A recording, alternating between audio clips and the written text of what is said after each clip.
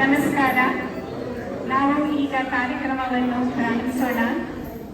ಪ್ರಥಮವಾಗಿ ನಮ್ಮ ರುಕ್ಮಿಣಿ ಅಂತ ಒಂದು ಪ್ರಾರ್ಥನೆಯಿಂದ ಶುರು ಮಾಡುತ್ತಾರೆ. ರುಕ್ಮಿಣಿಯವರು.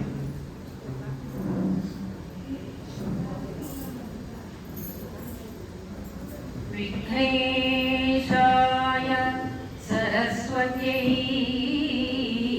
ಪಾರ್ವತ್ಯೈ ನಮಃ. ವಿಘ್ನೇಶಾಯ ಸರಸ್ವತ್ಯೈ ಪಾರ್ವತ್ಯೈ ನಮಃ. ದಕ್ಷಿಣಾಮೂರ್ತಿ ದೇವಾನಾಂ ಸಕಲ ಕಾರ್ಯ ವಿಜಯೀ ಭವ. ಸಕಲ ಕಾರ್ಯ ವಿಜಯೀ ಭವ. ಗಜಮುಖ ನಿನ್ನ ಪಾದವ ನೇನೆಯುವೆ. ಗಜಮುಖ ನಿನ್ನ ಪಾದವ ನೇನೆಯುವೆ. ನಿಜವಾಗಿ ಕರುಣಿಸು ವರಗಳ ಪ್ರಭುವೇ. ನಿಜವಾಗಿ ಕರುಣಿಸು ವರಗಳ ಪ್ರಭುವೇ. ಮೂಷಿಕ ವಾಹನ ಮೋದಕ ಹಸ್ತ. ಮೂಷಿಕ ವಾಹನ ಮೋದಕ ಹಸ್ತ. ಚಾಮರ ಕರ್ಣ ವಿಡಂಬಿತ ಸೂತ್ರ. ವಾಮನ ರೂಪ ಮಹೇಶ್ವರ ಪುತ್ರ. ವಾಮನ ರೂಪ ಮಹೇಶ್ವರ ಪುತ್ರ. ವಿಘ್ನ ವಿನಾಯಕ ಪಾದ ನಮಸ್ತೆ ನಮಸ್ತೆ ನಮಸ್ತೆ ನಮಃ. ವಿಘ್ನ ವಿನಾಯಕ ಪಾದ ನಮಸ್ತೆ ನಮಸ್ತೆ ನಮಸ್ತೆ ನಮಃ. ಯಾ ಕುಂದೇಂದು ತುಷಾರಹಾರಧವಳ. ಯಾ ಶುಭ್ರವಸ್ತ್ರಾನ್ವಿತ. ಯಾ ವೀಣಾವರದಂಡ ಮಂಡಿತಕರ. ಯಾ ಶ್ವೇತ ಪದ್ಮಾಸನ. ಯಾ ಬ್ರಹ್ಮಾಚ್ಯುತ ಶಂಕರ ಪ್ರಭೃತಿವಿ ದೇವೈ ಸದಾ ಪೂಜಿತಾ. ಸಾ ಮಾಂ ಪಾತು ಸರಸ್ವತೀ ಭಗವತಿ ನಿಶೇಷ ಜಾಡ್ಯಾಮ. ಸರಸ್ವತೀ ಭಗವತಿ ನಿಶೇಷ ಜಾಡ್ಯಾಮ.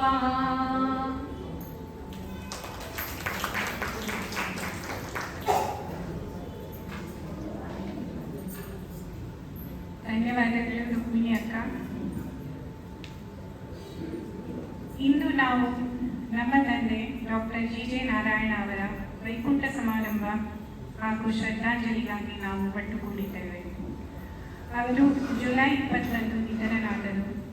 ಅವರಿಗೆ 92 ವರ್ಷ ವಯಸ್ಸಾಗಿ ಪರಿಪೂರ್ಣ ಜೀವನವನ್ನು ಸಾಗಿದರು. ನಾನು ಹಿಂದೆ ತಿರುಗಿ ನೋಡುವಾಗ ನನ್ನ ತಂದೆ ವಿಶಿಷ್ಟ ವ್ಯಕ್ತಿತ್ವವನ್ನು ಹೊಂದಿದ್ದರು. ಅವರು ದಕ್ಷಿಣ ಕನ್ನಡ ಜಿಲ್ಲೆಯ ಗಿಳಿಯಾರು ಎಂಬ ಚಿಕ್ಕ ಹಳ್ಳಿಯಿಂದ ಬಂದವರು. 1 ವರ್ಷ ವಯಸ್ಸಾಗುವ ಮೊದಲೇ ಅವರು ಅವರ ತಾಯಿಯನ್ನು ಕಳೆದುಕೊಂಡರು. ಆದರೆ ಈ ಕಷ್ಟದಲ್ಲೂ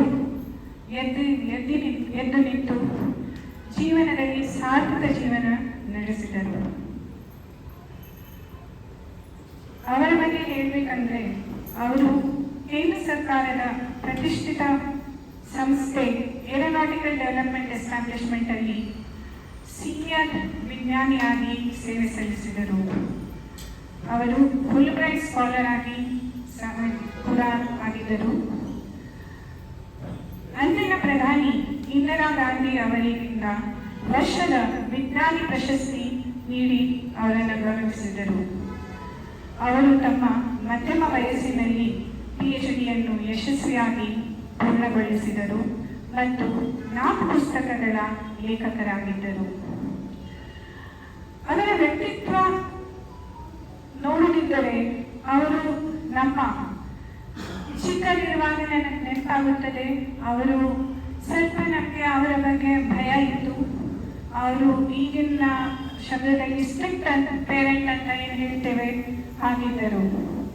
ಆದರೆ ಕಾಲಾಂತರದಲ್ಲಿ ಅವರಲ್ಲಿ ತುಂಬ ಬದಲಾವಣೆ ಕಂಡುಕೊಂಡಿತ್ತು. ಅವರು ಹೆಚ್ಚು ಮುಕ್ತ, ಹೆಚ್ಚು ಸ್ನೇಹಪರ ಮತ್ತು ತನ್ನ ಮೊಮ್ಮಕ್ಕಳೊಂದಿಗೆ ಸಮಯ ಕಳೆಯಲು ಹೆಚ್ಚು ಉತ್ಸುಕರಾಗಿದ್ದರು. ಅವರು ಇನ್ನೊಬ್ಬರು ಗೌರವಿಸುವ ವ್ಯಕ್ತಿ ಅಂದರೆ ಅವರ ಅಳಿಯ ಶಶಿಧರ್. ಅನೇಕ ಬಾರಿ ನಾವು ಅಪ್ಪನಿಂದ ಒಪ್ಪಿಗೆ ಪಡೆಯಬೇಕಾದರೆ ಒಂದು ಮೊಮ್ಮಕ್ಕಳು ಪ್ರಣವ್ ಅಥವಾ ಕಸ್ತೂರಿ ಅಥವಾ ಶಶಿಧರಿಂದ ಅವರ ಹತ್ರ ಕೇಳಿ ಒಪ್ಪಿಗೆ ಪಡೆದಿದ್ದರು. ನನ್ನ ತಂದೆ ಅವರ ಮಾರ್ಗದಲ್ಲಿ, ಅವರ ನೆಲೆ ಮತ್ತು ನುಡಿಯಲ್ಲಿ ಸರಳವಾಗಿದ್ದರು. ಅದಕ್ಕೆ ಬಹುಶಃ ಕೆಲವೊಮ್ಮೆ ನನಗೆ ಅನಿಸುತ್ತದೆ ಅವರನ್ನು ಅರ್ಥ ಮಾಡಿಕೊಳ್ಳಲು ಜನರಿಗೆ ಸಮಯ ಬೇಕಾಗುತ್ತಿತ್ತು. ಆದರೆ ಅವರು ಯಾವಾಗಲೂ ಪ್ರತಿಯೊಬ್ಬರ ಯೋಗಕ್ಷೇಮ ನೋಡುತ್ತಿದ್ದರು. ಅದು ನಮ್ಮ ಸೇವಕಿಯ ಶಾಲಾ ಅಭ್ಯಾಸಕ್ಕೆ ಹಣ ಹೊಂದಿಸಲು ಅಥವಾ ಯಾವುದಾದ್ರೂ ಸಿಬ್ಬಂದಿ ಅಥವಾ ಬಂಧುಗಳಿಗೆ ಪ್ರೊಫೆಷನಲ್ ಅಡ್ವೈಸ್ ಬೇಕಿದ್ದರೆ ಅವರು ಯಾವಾಗಲೂ ಸಿದ್ಧರಾಗಿದ್ದರು.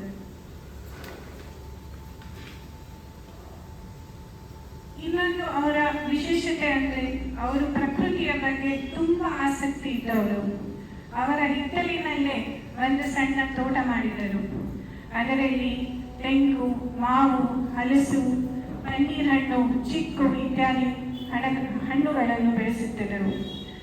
ಆ ಗಿಡದಿಂದ ಹೂವಿನಿಂದ ಹಣ್ಣಾಗುವವರೆಗೆ ಅವರಿಗೆ ಒಂದು ಸಂತೋಷ ಆಗ್ತಿತ್ತು. ದಿವಸಾಗಲೂ ತೋಟಕ್ಕೆ ಹೋಗಿ ನೋಡುವುದು, 1-2 ಗಂಟೆ ಅಲ್ಲೇ ಕಳೆದಿದ್ದರು.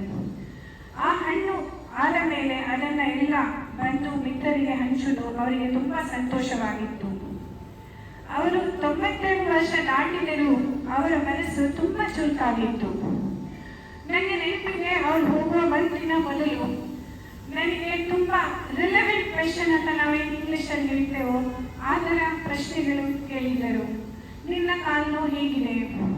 ನೀನು ಮದ್ದು ತಗೊಳ್ತಾ ಇದೆಯಾ?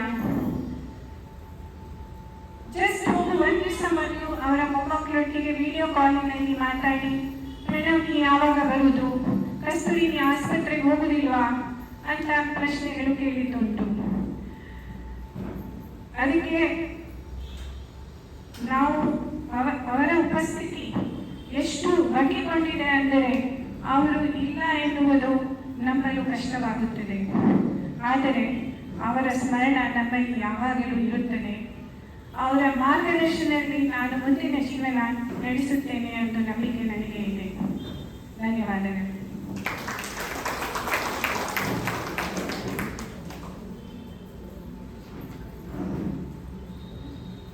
ಈಗ ಅವರ ಮೊಮ್ಮಗಳು ಡಾಕ್ಟರ್ PM ಕಸ್ತೂರಿ ರಾವ್ ಅವಳ ಅಜ್ಜನಿಗೆ ಒಂದು ಪತ್ರ ಬರೆದಿದ್ದಾಳೆ. ಅದನ್ನು ಓದಿ ಹೇಳುತ್ತಾಳೆ.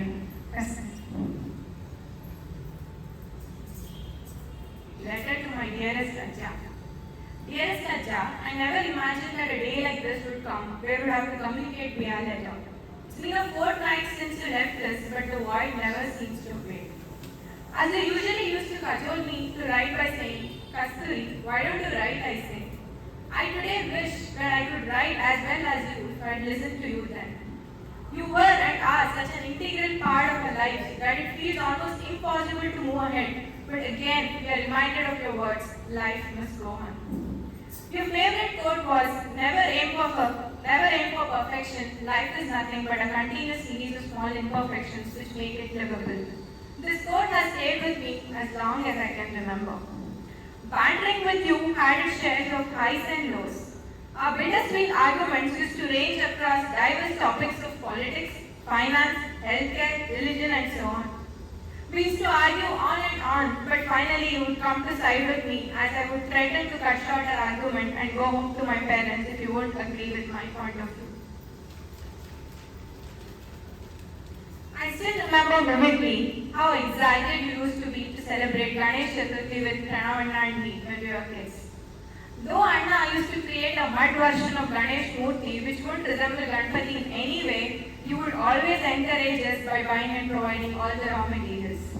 This tradition would continue year after year till a tiny weeny bit of resemblance to the real Lord Ganesh emerged. To you it was not the festival or the rituals. It was that as kids we should be able to get our hands dirty and exercise our creativity. You always looked at ways to make us happy. Some of the most joyous moments was when you would make pani puris that we could have by the dozen. While you were the main chef, Anna and I were your assistants. I'm sure many of us assembled here were fortunate to have tasted some very interesting, innovative items and were a part of the glorious moments spent with my dear Ajja. Phew, this reminds me you were also a tough taskmaster. You would keep egging us to keep going till we succeed. That reminds me of the time when I first learned how to ride a bicycle. Though I was a little shaky and a fussy learner, you ensured that I would have to learn the bicycle no matter what. After much tears and a few bruises, I was able to ride across the lanes of 1270 Housing Board in our locality. I think one of the happiest moments with you was when I got into the medical stream. You were so happy and jubilant about this that as a young kid, I never fully could understand your joy. You used to proudly tell anyone who asked, "Nan Mommaglu Kasturi, Bangalore Medical College and MBBS ಮಾಡ್ತಾ ಇದ್ದಾರೆ." A few years later, you were prouder still when I got into my MD with pediatrics and specialization. To celebrate this happy moment, you gifted me a homegrown red hibiscus flower, a box of hard Bakreshan Nagar Gundappa Hotel jalebi, and a blank check. On the latter, I could see a hint of anxiety about how much I would fill the check for. Now looking back, I realized how blessed I was to have celebrated such joyous moments with you. All kinds of grandiose gifts would pale in comparison to the honest love that you always had towards me. You were always interested with the cases that I dealt with in the hospital. Now in hindsight, I do admire your interest in the science of things and also about human relationships. I treasure the time where I would spend time chatting with you on my experiences in the hospital. There are a zillion memories with you that I could go on and on, which show how much of a principled and great man you were. I'm truly grateful that both Pranavanna and me could spend almost 3 decades basking in your care, love and affection. For us, you will continue to live on through your memories. I'm sure you will continue to be our guiding light as we wade into this journey of life. Thank you, Ajja, for being there for all of us. Signing off, your dearest granddaughter, Kasturi.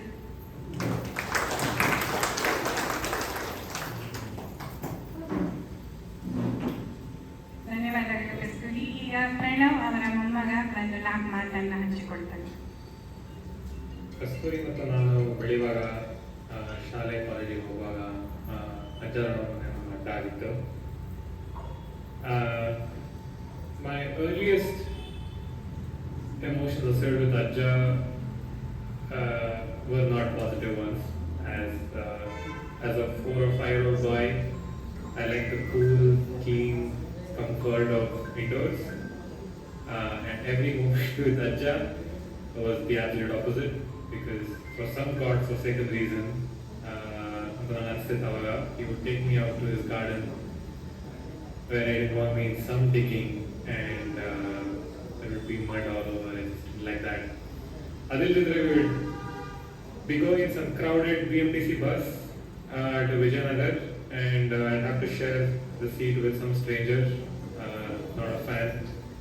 ಯಾಕಪ್ಪ ಬೇಕು ಇದಲ್ಲ ಅಂತ ನಂಗೆ ಅವಾಗ ಅನಿಸ್ತಿತ್ತು. ನಮ್ಮಿಬ್ರಿಗೆ ಅನಿಸ್ತಿತ್ತು ತುಂಬ strict ಇಲ್ಲ ಅಜ್ಜ ಅಂತ ಅವಾಗ. ಲೈಕ್ ನಂಗೆ ನೆನಪಿದೆ ಒಂದ್ಸಲ ಕ್ರಿಕೆಟ್ ಆಡುವಾಗ ಗರಾಜ್ ಒಂದು ವಿಂಡೋ ಹೊಡೆದೋಗಿ ನಾವು ಅವ್ರಿಗೆ ಹೇಳಿರಲಿಲ್ಲ. Thought I get away with it. We found out he was very angry and ತುಂಬ ಬೈದು ಕಿವಿ ತಿಪ್ಪಿದ್ದು ನಿನ್ನೆ ತಿಪ್ಪಿದಾಗಿದೆ ನೆನಪಿದೆ. And we also realized that he was very rigid. Like ಅಂದ್ರೆ ಒಂದ್ಸಲ you accept some plan, make some plan with Ajja, there is no going back. So ಯಾವುದೋ ಜೋಶಲ್ಲಿ ಯಾವುದೋ summer ಹಾಲಿಡೇಸಲ್ಲಿ ನಾನು ಯೋಗ ಮಾಡೋಣ ಅಂತ ಅವರೊಟ್ಟಿಗೆ ಒಂದು ಪ್ಲಾನ್ ಮಾಡಿ ತುಂಬಾನೇ ರಿಗ್ರೆಟ್ ಮಾಡಿದ್ದೆ. ಯಾಕಂದ್ರೆ ಪ್ರತಿ ದಿವಸ 6 ಗಂಟೆ 6:15 ಅವರು ನಾವು 7:15 ಕಾಯ್ದೆ ಹೇಗಾರು ಎಪ್ಸಿ 4-5 ಸೂರ್ಯ ನಮಸ್ಕಾರ ಮಾಡಿಸ್ತಿದ್ರು ನಮ್ಮಿಂದ. ಸೊ ತುಂಬಾ ಸ್ಟ್ರಿಕ್ಟ್ ಅಂತ ಅನಿಸ್ತು initially, but I don't know ಹೇಗೆ ನಿಧಾನ ಬದಲಾಯ್ತು ನಮ್ಮ ಈಕ್ವೇಷನ್. ಯಾಕಂದ್ರೆ slowly as we started growing older, we saw the intention behind some of his actions and opinions. The reason he would always, find himself in mud is that he genuinely loved being in nature. He was curious about everything that happens in his garden, scientifically trying to understand. I remember there was time ಶಾಲೆಯಿಂದ ಬಂದು ಕೋಣೆ ನೋಡ್ತೀವಿ, ಅರ್ಧ ಕೋಣೆ ಗೋಣಿ ಚೀಲ ಸ್ವಲ್ಪ ಕೊಳ್ತೋಗಿರೋ ವಾಸನೆ ಬರ್ತಾ ಇದೆ. So turns out he's trying to grow some mushrooms under different experimental conditions. So it's very fascinating to sort of see him try out all these things growing up, and it explained a lot of the love that we have for nature now. Even those crowded BMTC bus rides made sense, because how else will you go to Vijayanagara Library and read 4 or 5 newspapers every day? And every trip to the library unlocked something new for us. Like, our appreciation of books, I think, started from there. And even over time, we somewhat understood Ajja's fascination with markets. He grew up very frugally, and he just wouldn't accept having less of an experience. So one time only we were lab rats for this sweet that he was inventing. So groundnuts in the sweet ಮಾಡಿದ್ರು, because it's economical and also very protein rich, with something that our nation needs. And we went through a few batches of that. ಊರಿಗೆಲ್ಲ ತಗೊಂಡೋಗಿ ಕೊಟ್ಟಾಗ common feedback ಇದೆ, ತುಂಬ ಚೆನ್ನಾಗಿದೆ recipe, it's very innovative.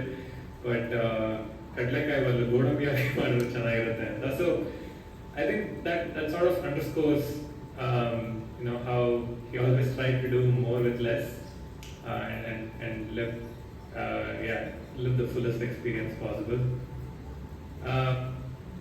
It's only when I think I entered the workforce did I realize how special and unique Ajja was, because for all the things that he achieved, especially he retained this core sense of humility to see and treat everyone equally. He didn't seek status. He saw no status, and the only thing he was curious about was your original thoughts and experiences. So for both of us, it's been a blessing growing up around you. And thank you, Ajja.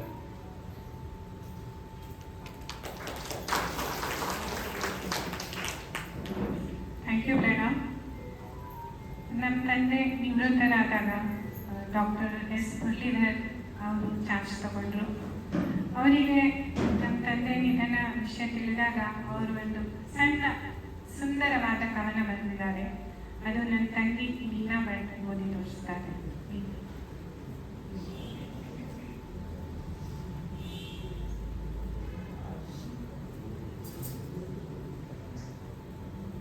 Dr. D.J. Narayana, born in South Canara, growing up with its rich culture and tradition, educated at Mysore and Banaras, spent life with Nedravati, Kaveri and the Ganges. A lively, bespectacled man with piercing eyes, in an unassuming attire, fond of Banaras Palm, punctually reaches office daily, waiting at the entrance of Knowledge Center with the Economic Times in hand, fond of economics with fiscal prudence, a man of sharp wits with incisive words, candid in criticism, devoted to duty, dedicated to the profession, proud to be an information professional.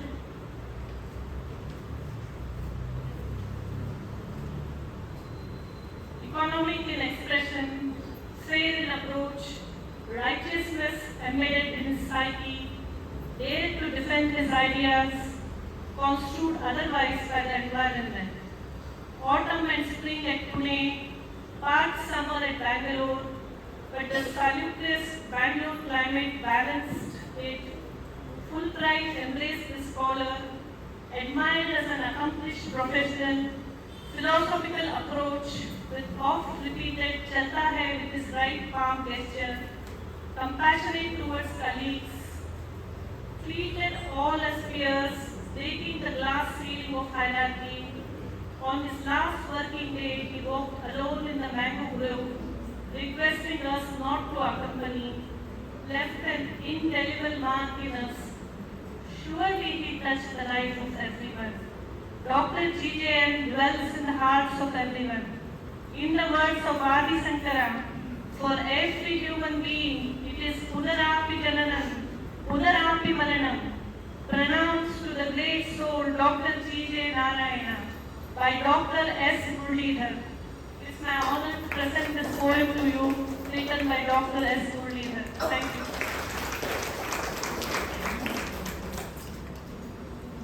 ಧನ್ಯವಾದಗಳು ಲೀನಾ. ಈಗ ಅವರ ತುಂಬ ಆಪ್ತ ಮಿತ್ರರಾದ ಅಚ್ಯುತ್ ಮಾಮ ಮಾತಾಡಲು 2 ನಿಮಿಷ ಮಾತಾಡಲು ಕೇಳಿಕೊಳ್ಳುತ್ತೇನೆ.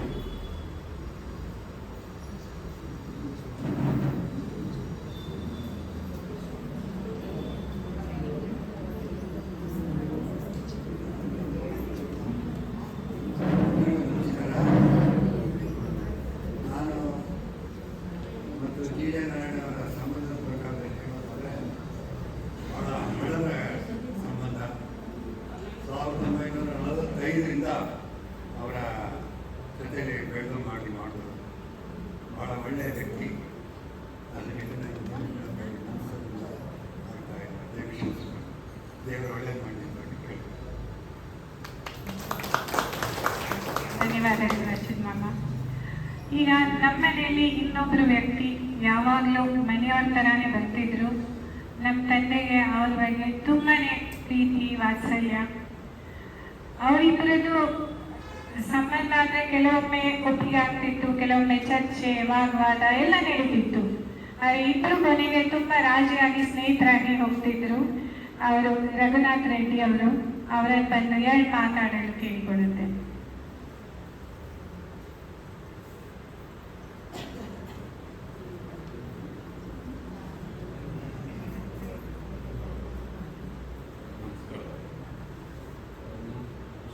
ನನಗೆ ಜಿ ನಾರಾಯಣ್ ಪರಿಚಯ ಪೋಸ್ಟ್ ರಿಟೈರ್ಮೆಂಟ್ ಫೇಸಲ್ಲಿ ಆದದ್ದು. ಸೊ ಹಾಗಾಗಿ ನಮ್ಮದು ಒಂದು ಥರದ ಸ್ಪೆಷಲ್ ರಿಲೇಷನ್ಶಿಪ್. ಅವರು ಒಂದು ಥರದ ನನಗೆ ಅಫೆಕ್ಷನೇಟ್ ಅಂಕಲ್ ಆ್ಯಂಡ್ ಫ್ರೆಂಡ್ ಥರ. ಅಂದರೆ you would not find the age difference between us. I was 30 years younger. I continue to be 30 years younger. But he was always very generous, affectionate, and a good conversationalist. What did I like most with him? He did not carry his scholarship very seriously. You know, if he would interact with another person at his level, that was one good thing. Second, he had strong opinions, but he never imposed them on others. You would always listen to what you say, more so when you do not subscribe to his views, but he would never criticize you. He always provided for the other, though he held fast to his very steady views. The other remarkable thing that I found in him was, though he led a life very different from the usual, because of his accomplishments, struggle, achievements, recognition, but yet he brought a very earthly touch to his post-retirement life. I have never seen anybody being so active. He pursued his interests, academic interests, he published his works, he wrote even some essays which have not been published, but I had the privilege of reading them. And along with that, he was a very serious horticulturist. Not many of you know that some of the best mangroves in the city and in and around Bangalore were grown in his orchards. And some of the finest jackfruits were grown in his orchards. Okay, and he was a very serious horticulturist. It's not that he just planted a tree and watered it occasionally and it was left to itself. No, he would tend to it. He would buy fertilizers. He would do everything that a serious agriculturist would do. That I liked very much, that particular trait of his. And other thing is, despite his tall stature, he was a very considerate and affectionate man. In times of distress, he would reach out to you, and he was so considerate. Yeah, I cherish my association and pray, that the family gets the what should I say, the help and support from the Almighty. Thank you. Thank you sir for your kind words. ಈಗ ನಾನು ನಮ್ಮ ಪುಷ್ಪಕ್ಕನಿಗೆ ಒಂದೆರಡು ಮಾತಾಡಲು ಹೇಳ್ತೇನೆ.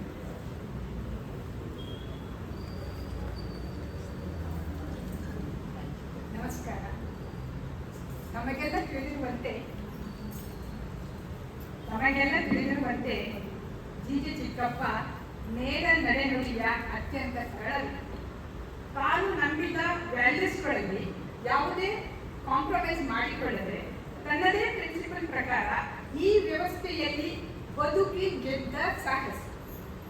ಅವರು ಒಳಗೊಂದು ಹೊರಗೊಂದು ಇಲ್ಲದ ಪಾರದರ್ಶಕ ವ್ಯಕ್ತಿತ್ವದ ಪ್ರಾಮಾಣಿಕ. ಕೇಂದ್ರ ಸರ್ಕಾರಿ ನೌಕರಿಯಲ್ಲಿ ಪೊಲೀಸ್ ಜೊತೆ ಕೆಲಸ ಮಾಡಿ ಅವರ ಪ್ರೀತಿ ಗೌರವ ಗಳಿಸಿದ ನಿಷ್ಠಾವಂತ ಉನ್ನತ ಅಧಿಕಾರಿ. ಈ ನಿಸ್ಪೃಹ ಎಫಿಷಿಯಂಟ್ ಸೇವೆಗೆ ಅಲ್ಲಿನ ಪ್ರಧಾನಮಂತ್ರಿಯ ಸೈಂಟಿಸ್ಟ್ ಆಫ್ ದ ಇಯರ್ ಪ್ರತಿಷ್ಠಿತ ಪ್ರಶಸ್ತಿಯೂ ಸೇರಿದಂತೆ ಅನೇಕ ಅವಾರ್ಡ್ಸ್ಗಳು ತಾವಾಗಿ ಹುಡುಕಿಕೊಂಡು ಬರುವಂತೆ ಮಾಡಿದ ಸಾಧನೆ.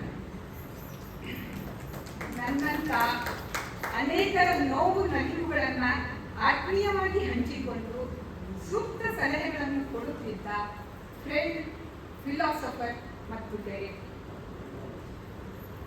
ಅವರ ಈ ಎಲ್ಲ ಸಾಧನೆಗಳಿಗೆ ತನ್ಮನದ ಸಂಪೂರ್ಣ ಸಹಕಾರ, ಬೆಂಬಲ ಕೊಟ್ಟಿದ್ದು ಪತ್ನಿ ವೇದು ಚಿಕ್ಕಮ್ಮ.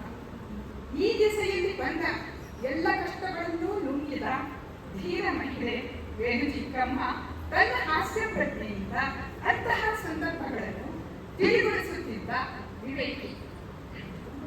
ಹಾಗೆಲ್ಲ ಚಿಕ್ಕಮ್ಮನೊಂದಿಗೆ ಮಕ್ಕಳ, ಮೊಮ್ಮಕ್ಕಳ ಅಮೂಲ್ಯ ಕಾಂಟ್ರಿಬ್ಯೂಷನ್ ಪಡೆದುಕೊಂಡ ಜಿ.ಜೆ. ಚಿಕ್ಕಪ್ಪ ನಿಜಕ್ಕೂ ಧನ್ಯ. ಅವರ ಅತಿ ಸ್ವಾಭಿಮಾನವಾಗಿ ಸ್ವತಂತ್ರ ಥಿಂಕಿಂಗ್ ಆಗಲಿ ಕೆಲವೊಮ್ಮೆ ಸ್ಟಬರ್ನ್ ಅನಿಸಿದ್ರು, ಆಗೆಲ್ಲ ಗಂಧದೊಂದಿಗೆ ಗುದ್ದಾಟ ತಪ್ಪಿಲ್ಲ ಅನಿಸ್ತಿದೆ.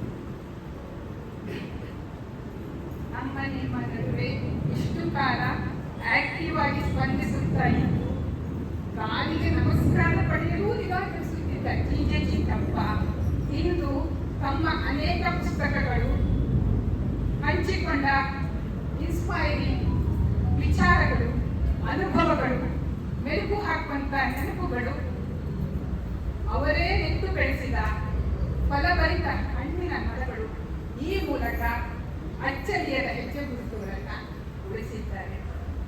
ಇಂಥ ತುಂಬು ಸಾರ್ಥಕ ಜೀವನ ನಡೆಸಿದ ನನ್ನ ಪ್ರೀತಿಯ ಚಿಕ್ಕಪ್ಪನಿಗೆ ನನ್ನ ಕೃತಜ್ಞತಾಪೂರ್ವಕ ನುಡಿನ.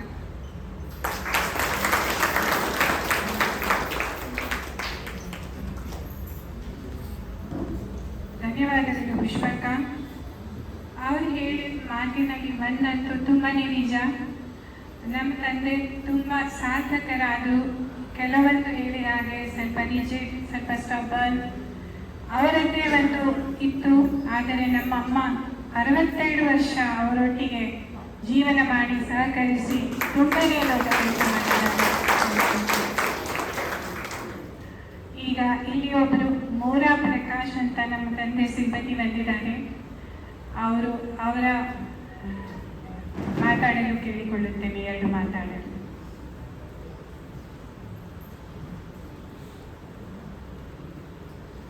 ಎಲ್ಲರಿಗೂ ನಮಸ್ಕಾರ. ನಂದು ಡಾಕ್ಟರ್ ಡಿ ಜೆ ನಾರಾಯಣ ಅವರು ಸುಮಾರು 2.5 ದಶಕಗಳ ಪರಿಚಯ ಮತ್ತು ಸಂಬಂಧ ಕೂಡ ಇತ್ತು. ನಾನು ಜಾಸ್ತಿ ಅವ್ರ ಬಗ್ಗೆ ಹೇಳಕ್ಕೆ ಹೋಗಲ್ಲ, ಯಾಕಂದರೆ ಸರಳತೆಗೆ ಒಂದು ಮೂರ್ತಿ ಅಂದರೆ ಅವರೇ. ನನಗೆ ಒಂಥರ ಪ್ರೇರಕ ಶಕ್ತಿನೂ ಆಗಿತ್ತು.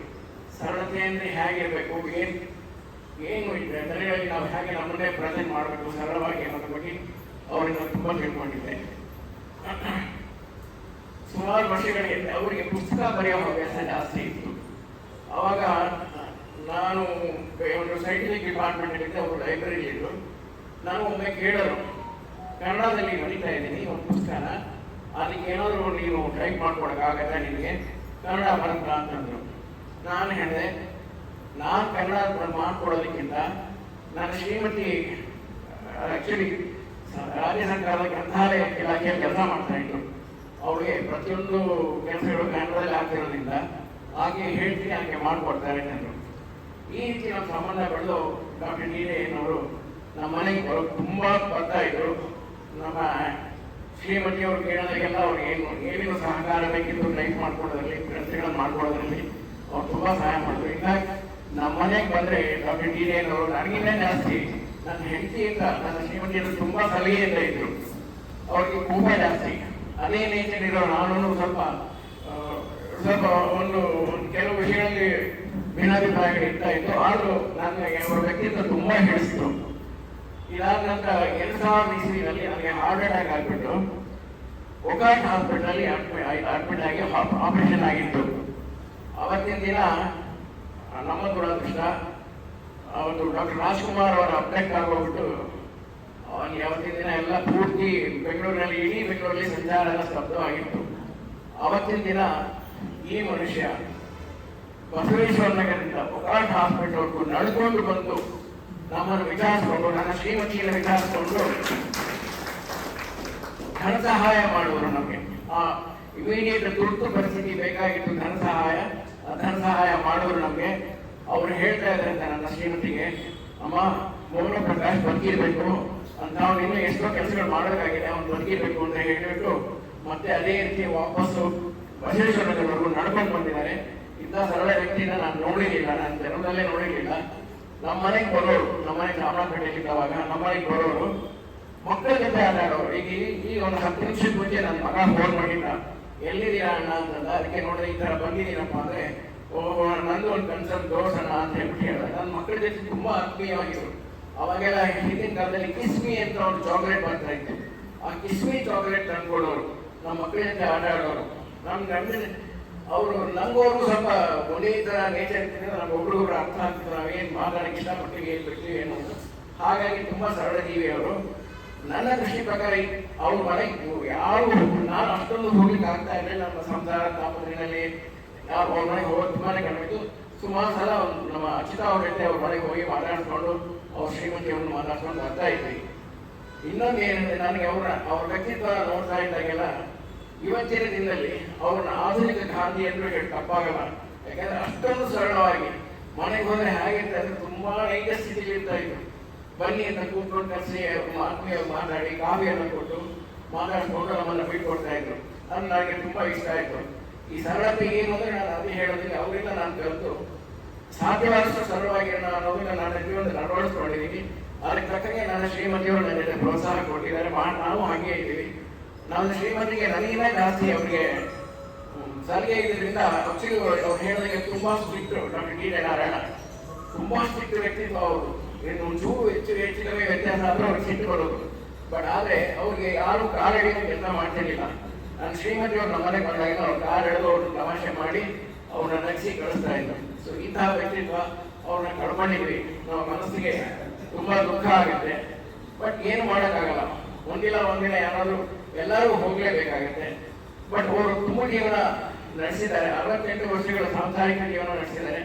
ಅದು ನಿಜವಾಗ್ಲೂ ತುಂಬ ಹೆಮ್ಮೆ ಪಡಬೇಕಾದ್ದು. ಈ ಕಾಲದಲ್ಲಿ ಯಾರೋ ಅಷ್ಟೊಂದು ದಿನ ಸಂಸಾರ ನಡೆಸಿರೋದು ಕಷ್ಟ. ಬಟ್ ಅಂತ ಮೇರು ವ್ಯಕ್ತಿತ್ವ ಅವರು. ಹಂಗೆ ಅವರ ಅದಕ್ಕೆ ಸ್ವಲ್ಪ ನೋವು ಉಂಟು ಮಾಡ್ತಾ ಒಂದು ದಿನ ಬೇಜಾರಾಯ್ತು. ರಚಿತಾ ಅವ್ರು ಫೋನ್ ಮಾಡಿ ಹೇಳಿದ್ರು, ಈ ಥರ ಏನು ಜಿಗೆ ಹೋಗ್ಬಿಟ್ರಿ, ನಾನು ಅವ್ರನ್ನ ಮಾಸ್ಟರ್ ಅಂತ ಕರೀತಾ ಇದ್ದೆ, ಜಿಗೆ ಹೋಗ್ಬಿಟ್ರಿ ಕಂಡ್ರೆ ಇದ್ರು. ಸರಿ ನಡಿ ಹೋಗೋಣ ಬಿಟ್ಟರೆ ನಾನು ಬರ್ತಿದ್ದೆ ಅಂತ ಅಲ್ಲಿ ಹೋಗಿ ಬಂದಿದ್ವಿ ನಮ್ಮ ಮನೆಗೆ. ಇಂತಹ ವ್ಯಕ್ತಿತ್ವ ಕಳ್ಕೊಂಡು ನಾವೆಲ್ಲ ಆ್ಯಕ್ಚುಲಿ ಒಂದು ಗ್ರೇಟ್ ಲಾಸ್ ಅಂತ ನಾವು ಕಳ್ಕೊಂಡಿದ್ದೀವಿ. ಇಂಥ ವ್ಯಕ್ತಿ ಇರಬೇಕಾಗಿತ್ತು ನಮ್ಮ ಜೊತೆ. ಇದರೊಂದಿಗೆ ನಾನು ಮಾತು ಮುಗಿಸ್ತೀನಿ. Thank you. ಧನ್ಯವಾದಗಳು. ನಾಡ್ಗೀರ್ ಅವರು ಬಂದಿದ್ದಾರೆ, ದಯವಿಟ್ಟು 2 ಮಾತು.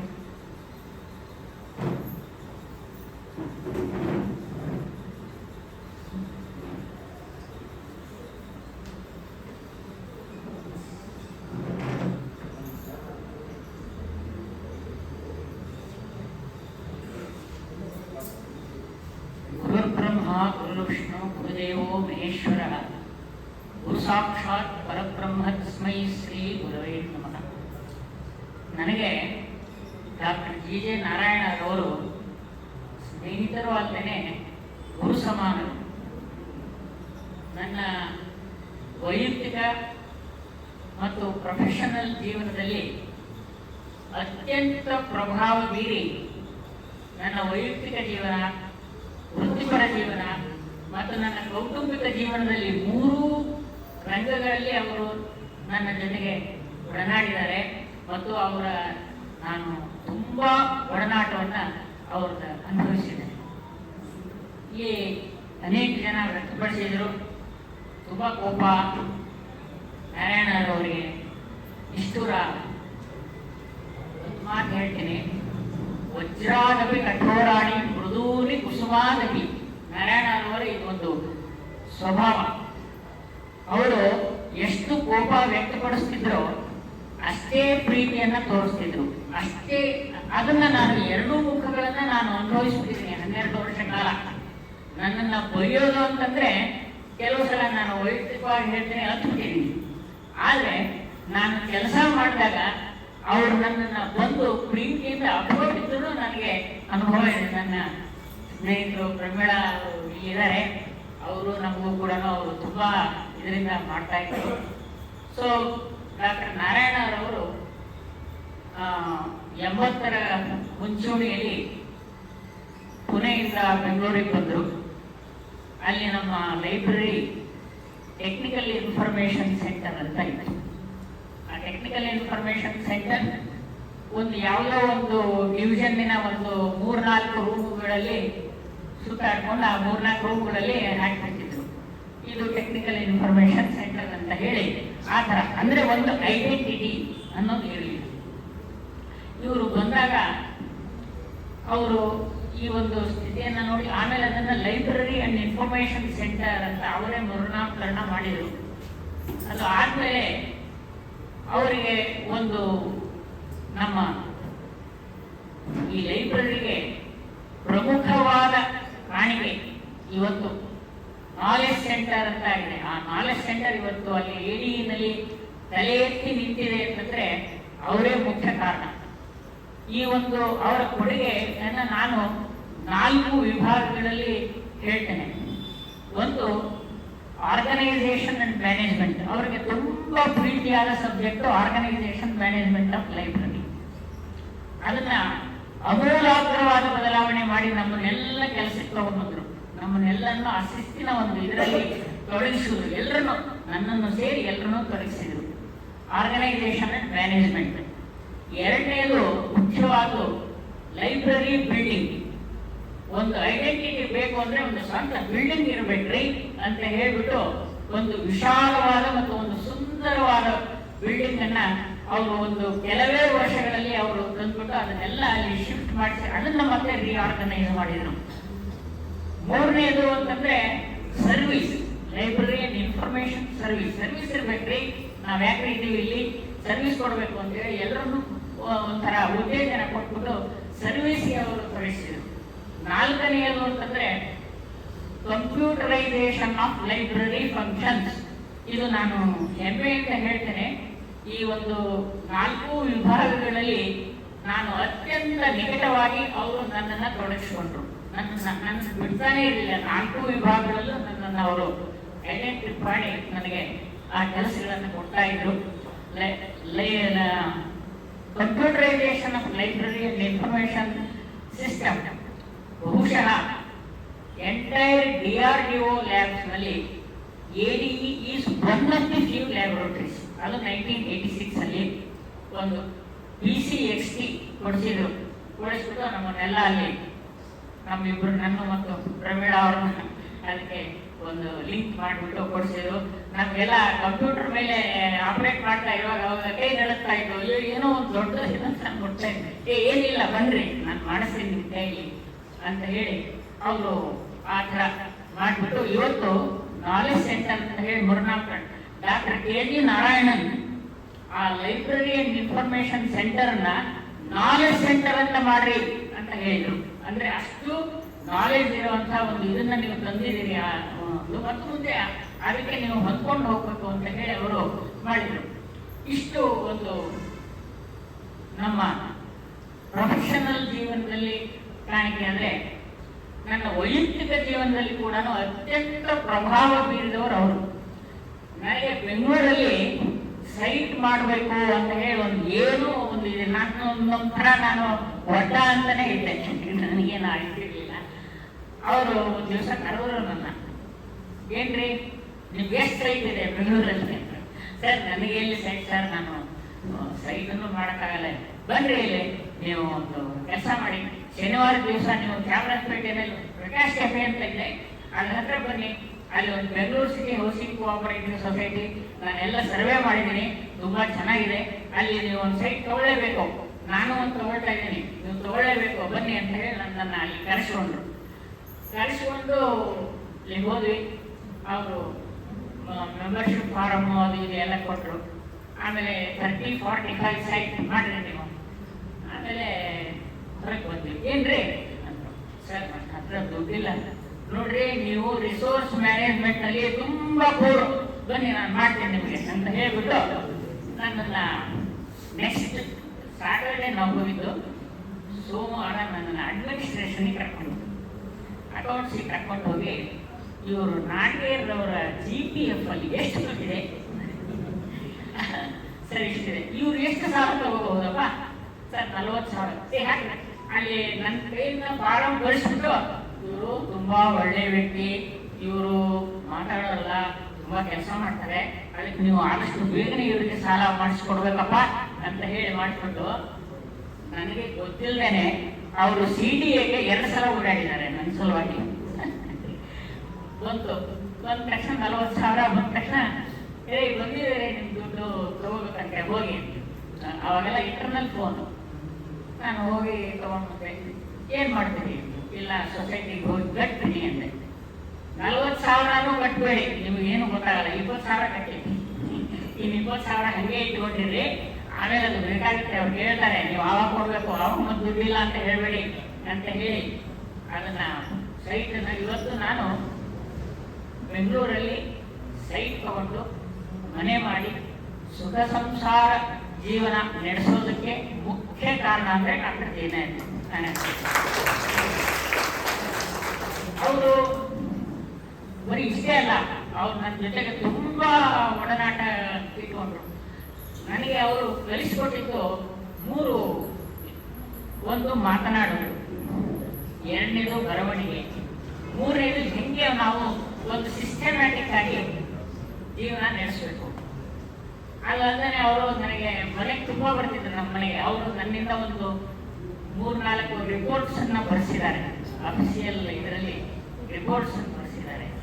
ಮತ್ತೆ ಒಂದು ತುಂಬಾ ಪ್ರಮುಖವಾದ ಕಾಣಿಕೆ ಕೊಡಿಸಿದ್ದವರು ಅಂತಂದ್ರೆ, ನಾನು ಇವಾಗ ಹೇಳೋದಕ್ಕೆ ಇಷ್ಟಪಡ್ತೀನಿ, ಒಂದು ಫ್ಲೋ ಚಾರ್ಟ್ ಮಾಡಬೇಕು, ಕಂಪ್ಯೂಟರೈಸೇಷನ್. ನಮ್ಮನ್ನು ಮತ್ತು ಪ್ರಮೇಯ ಅವರನ್ನು 4:45ಗೆ ಕ್ಲೋಸ್ ಆಗುತ್ತೆ ಆಫೀಸು, 4:15 ಕರೆದ್ರು, ಒಂದಿಷ್ಟು ಪುಸ್ತಕ ಹೇಳ್ಕೊಂಡ್ಬಂದ್ರು, ಬನ್ರಿ ಇಲ್ಲಿ ನೀವೇನ್ರಿ ಕಂಪ್ಯೂಟರೈಸೇಷನ್, ಕಂಪ್ಯೂಟರ್ ಏನ್ ಮಾಡ್ತೀರಾ ನೀವು? ಮತ್ತೆ ಏನ್ರಿ ಮಾಡ್ಬೇಕು?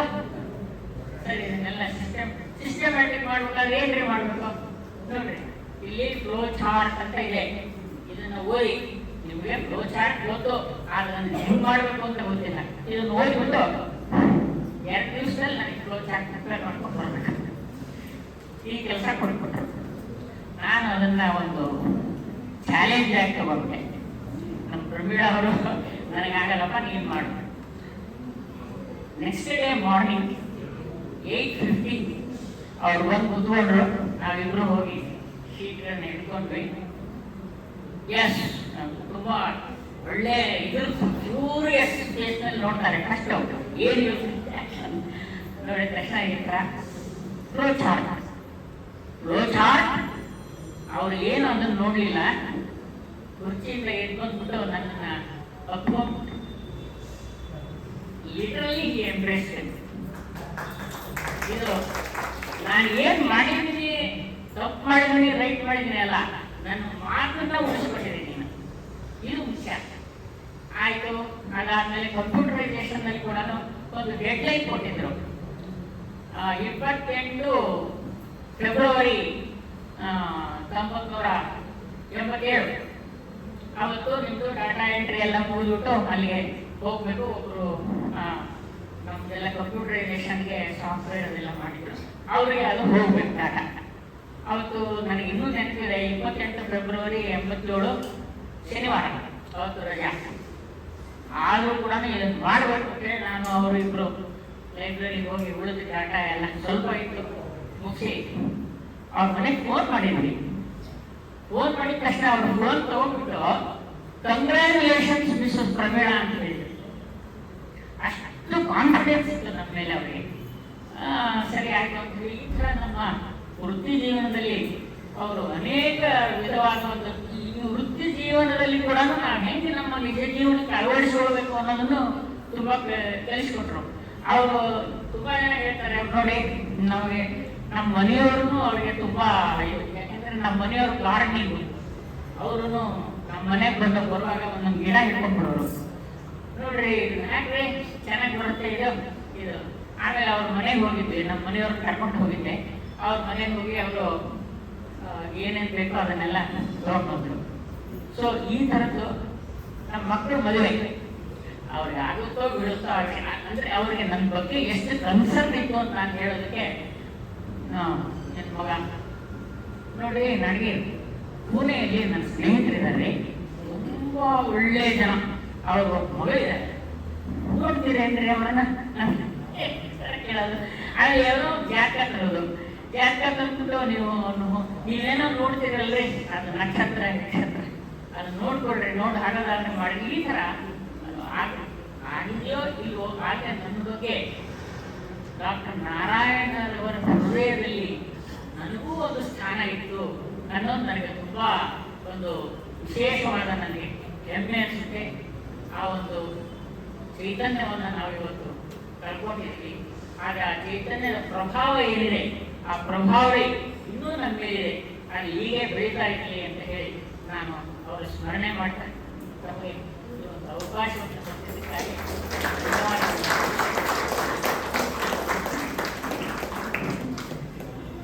ನಾನು ಜಾಸ್ತಿ ಹೊತ್ತು ಟೈಮ್ ತಗೊಂಡೆ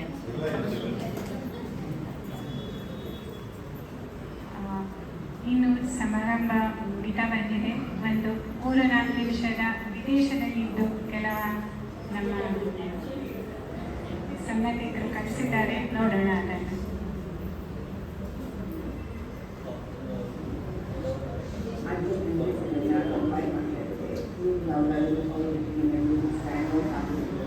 ಅದನ್ನು ಶುರು ಮಾಡಿ ಹಾಕೋಣ. ದೊಡ್ಡಪ್ಪನಿಗೆ ಎಲ್ಲ ಕಂಟ್ರೀಸ್ ಸ್ಟ್ಯಾಂಡ್ ಔಟ್ ಆಗುವಂಥದ್ದೇ, ಯಾಕಂದರೆ ಅವ್ರ ಪರ್ಸನಾಲಿಟಿಯೇ ಆಗಿತ್ತು. ಸಣ್ಣವಾಗಿದ್ದು ನಾವೆಲ್ಲರೂ ಕಸಿನ್ಸ್ ಅವರಿಗೆ ಡಿಬೇಟ್, ಡಿಸ್ಕಷನ್, ಆರ್ಗ್ಯುಮೆಂಟ್, ಕೊನೆಗೆ ಹೀಟೆಡ್ ಆರ್ಗ್ಯುಮೆಂಟ್ಗೆ ಹೋಗ್ತೀವಿ. ಆದರೆ ಅವೆಲ್ಲವನ್ನು ನಾವು ಎಂಜಾಯ್ ಮಾಡ್ತಿದ್ವು, ದೊಡ್ಡಪ್ಪನ ಎಂಜಾಯ್ ಮಾಡ್ತಿದ್ರು.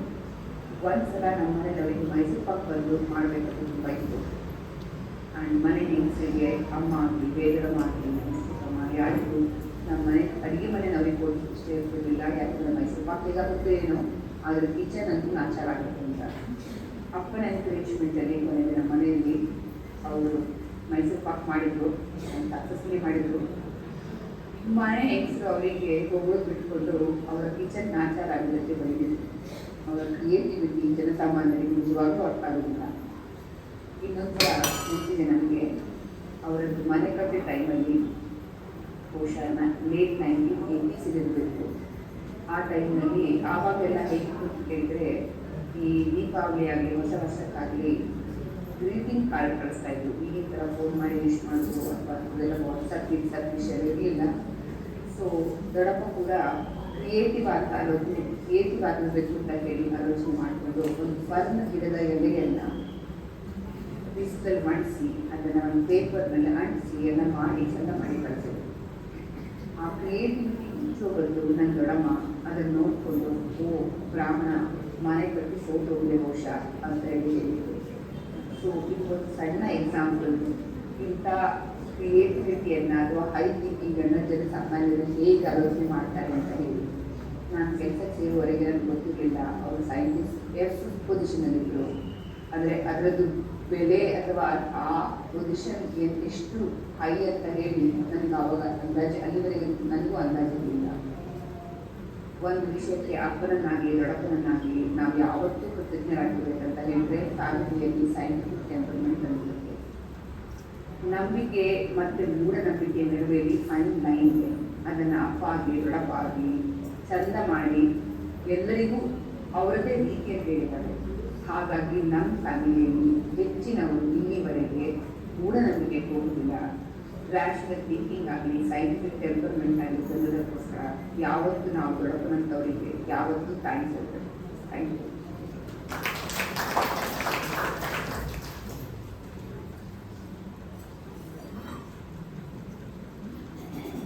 ದೊಡ್ಡಪ್ಪ ಅವ್ರ ಬಗ್ಗೆ ತುಂಬ ನೆನಪುಗಳಿವೆ. ಅದನ್ನೆಲ್ಲ ಯೋಚಿಸ್ತಾ ಇರೋದೇ ಒಂಥರ ಖುಷಿ. ದೊಡ್ಡಪ್ಪ ಯಾವಾಗಲೂ ತರ್ಕ ಮಾಡಲಿಕ್ಕೆ, ವಾದ ಮಾಡಲಿಕ್ಕೆ, ಚರ್ಚೆ ಮಾಡಲಿಕ್ಕೆ ತುಂಬಾ ರೆಡಿ ಇರ್ತಾ ಇದ್ರು. ಅದ್ರ ಜೊತೆಗೆ ಅವ್ರ ಜೊತೆಗೆ ಮಾತಾಡೋದು ಅದರಿಂದ ತುಂಬ ಖುಷಿ ಆಗ್ತಾ ಇತ್ತು. ಒಂಥರ ಅವ್ರು ಏನೇ ಥಿಂಕಿಂಗ್ ಮತ್ತು ಅವ್ರು ಏನೋ ಸೊಲ್ಯೂಷನ್ ಇದ್ರು ಔಟ್ ಆಫ್ ದಿ ಬಾಕ್ಸ್ ಇರ್ತಾ ಇತ್ತು. ಏನೇ ಪ್ರಾಬ್ಲಮ್ ಅಂತ ಹೇಳಿದ್ರು ಅವರು ತುಂಬ ಔಟ್ ಆಫ್ ದಿ ಬಾಕ್ಸ್, ತುಂಬ ಆಧುನಿಕವಾದ ಸೊಲ್ಯೂಷನ್ ಹೇಳ್ತಾ ಇದ್ರು. ಅವರು ಚಿಕ್ಕದಿರುವ ತುಂಬ ಶೆಕೆ ಆಗ್ತಾಯಿದೆ, ಊರಿನ ಶೆಕೆ ಅಂತ ಹೇಳಿದಾಗ ಬನಿಯನ್ನು ನೀರಲ್ಲಿ ಒದ್ದೆ ಮಾಡ್ಕೊಂಡು ಹಾಕೊಳ್ಳಿ, ಆಗ ಶೆಕೆ ಆಗಲ್ಲ ಅಂತ ಹೇಳಿದ್ರು. ಆ್ಯಕ್ಚುಲಿ ಸರಿಯಾದ ವಿಷಯ, ಬಟ್ ಅದನ್ನು ಇಂಪ್ಲಿಮೆಂಟ್ ಮಾಡಲಿಕ್ಕೆ ಮಾತ್ರ ಯಾರೂ ದೊಡ್ಡವ್ರು ಬಿಡಲಿಲ್ಲ. ಆಗ ದೊಡ್ಡಪ್ಪ ಮತ್ತು ಪಾದಚಾರಿ ಮನುಷ್ಯರು ಎಲ್ಲಾದರೂ ಅವರಿಗೆ ನಡೆಯುವುದೇ ಇಷ್ಟ, ಪಬ್ಲಿಕ್ ಟ್ರಾನ್ಸ್ಪೋರ್ಟ್ ಬಸ್ಸಲ್ಲಿ ಹೋಗೋದೇ ಖುಷಿ. ಅವ್ರು ಕಾರಲ್ಲಿ ಡ್ರಾಪ್ ಮಾಡ್ತಾನೆ ಅಂತ ಎಷ್ಟೇ ಒತ್ತಾಯ ಮಾಡಿದ್ರು ಬೇಡ ಅಂತ ಹೇಳ್ತಾ ಇದ್ರು. ನನ್ನ ಬಸ್ಸಲ್ಲೇ ಬೆಂಗಳೂರಿನೆಲ್ಲ ನನಗೆ ಸಣ್ಣವರಿದ್ದಾಗ ತಿರುಗಿಸಿ ತುಂಬ ತೋರಿಸಿದ್ರು. ನನ್ನ ಬರೀ ಬೆಂಗಳೂರು ಊರು ಮಾತ್ರ ಅಲ್ಲ, ಇಡೀ ದೇಶ ಸುತ್ತಿದ್ರು. ನಾರ್ತ್ ಈಸ್ಟ್ ಇಂಡಿಯಾಕ್ಕೆಲ್ಲ ಹೋಗಿ ಅಲ್ಲಿಂದ ನಮ್ಮದು ರೇರ್ ಸ್ಪೆಸಿಮೆನ್ ಆಫ್ ಬಟರ್ಫ್ಲೈ ಎಲ್ಲ ಬಂದು ಗಿಫ್ಟ್ ಕೊಟ್ಟಿದ್ರು. ತುಂಬ ಇನ್ಸ್ಪಿರೇಷನ್ ಅನಿಸಿತ್ತು ನಮಗೆ. ಆಗಿನ ಕಾಲದಲ್ಲಿ ನಾನು ಯೋಚನೆ ಮಾಡ್ತಾಯಿದ್ದೆ ನಾರ್ತ್ ಈಸ್ಟ್ ಇಂಡಿಯಾಕ್ಕೆ ಹೋಗಬೇಕು ಅಂತ, ಬಟ್ ಹೋಗ್ಲಿ ಸಮಯ ಹೋಗ್ತೀನಿ. ಅದು ಒಂದು ಪ್ಯಾಷನ್ ಅಂದರೆ ಇನ್ಫಾರ್ಮೇಷನ್ ಹೇಗೆ ಎಲ್ರಿಗೂ ತಲುಪಿಸುವುದು ಅಂತ. ಅದ್ರ ಬಗ್ಗೆ ತುಂಬ ಸ್ಟಡಿ ಮಾಡಿದವರು, ಅದರ ಮೇಲೆ ವರ್ಕ್ ಮಾಡಿದವರು ಅಥವಾ ಮತ್ತು ಪುಸ್ತಕ ಬರೆದವರು. ನಾನು ಗೂಗಲ್ ಜಾಯ್ನ್ ಆದಾಗ ಇದರ ಬಗ್ಗೆ ತುಂಬ ಚರ್ಚೆ ಮಾಡ್ತಾ ಇದ್ವಿ. ಗೂಗಲ್ ಬರ್ತಿದ್ದ ಅವ್ರಿಗೆ ಸ್ವಲ್ಪ ಡಿಸಪಾಯಿಂಟ್ ಆಗಿತ್ತು. ಗೂಗಲ್ ಏನಿದು ಬರೀ ಸಿಂಪಲ್ ರೆಸ್ಟೋರೆಂಟಲ್ಲಿವೆ ಅಂತ ಪ್ರಶ್ನೆಗಳು ಮಾತ್ರ ಉತ್ತರ ಕೊಡುತ್ತೆ, ಈ ಜೀವನದ ಪ್ರಶ್ನೆಗಳಿಗೆ ಏನು ಉತ್ತರ ಕೊಡ್ತಾ ಇಲ್ಲ ಅಂತ. ಸೊ ಅದಕ್ಕೆ ಅವರು ಈಗಿನ ಕಾಲದ ಆರ್ಟಿಫಿಷಿಯಲ್ ಇಂಟೆಲಿಜೆನ್ಸ್ ಎಲ್ಲರ ಬಗ್ಗೆ ಆಗಲೇ ಯೋಚನೆ ಮಾಡಿರೋದು. ಒಂದು 10-15 ವರ್ಷ ಹಿಂದೆಯೇ ಅದರ ಬಗ್ಗೆ ಯೋಚನೆ ಮಾಡ್ತಾ ಇದ್ರು ಅವರು. ದೊಡ್ಡಪ್ಪಗೆ ನಮ್ಮ ಜೊತೆಗೆ ಇಲ್ಲದೆ ಇರ್ಬೋದು, ಬಟ್ ನೆನಪು ಮಾತ್ರ ಯಾವಾಗಲೂ ನಮ್ಮ ಮನಸ್ಸಲ್ಲಿ ಇರುತ್ತೆ.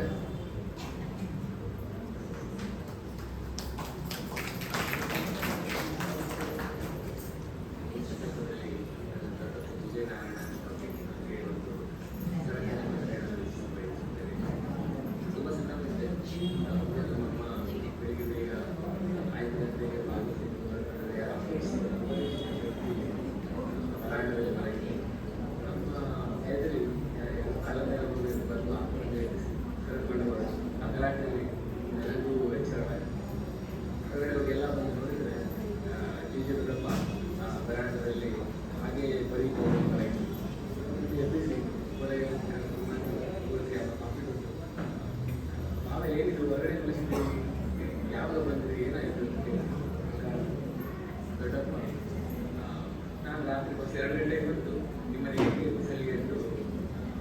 ಮಲಗಿದ್ರೆ ನೀವು ಎದ್ದಾಗ ಬಿಸ್ತಿರಲ್ಲ ಆರಾಮ್ಸೆ ಹೇಳಿದ್ರು. ಆಮೇಲೆ ಸಿಕ್ಕಾಪಟ್ಟೆ ಸಿಟ್ಟು ಬಂತು.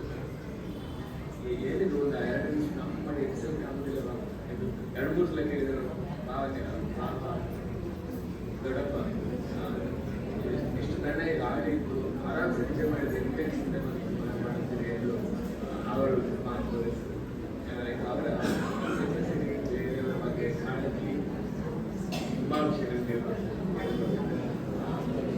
ಆಗಿನ ಕಾಲದಲ್ಲಿ ತುಂಬ ವಿಚಿತ್ರ ಅನಿಸಿತ್ತು. ಆ ಪೂರ ಗಲಾಟೆ ಇನ್ನು ನೆನಪಿನಲ್ಲಿ ಚಲನಚಿತ್ರದಂತೆ ಸಾಧಾರಣಗಳಿದೆ. ಅವರ ಬಗ್ಗೆ ನಾನು ಬೆಂಗಳೂರಿಗೆ ಹೋಗಿದ್ದು, ಅವರ ಮನೆಯಲ್ಲಿದ್ದು ಅವರ ಜೊತೆ ಅವರನ್ನು ತುಂಬ ಮಿಸ್ ಮಾಡ್ತೇನೆ.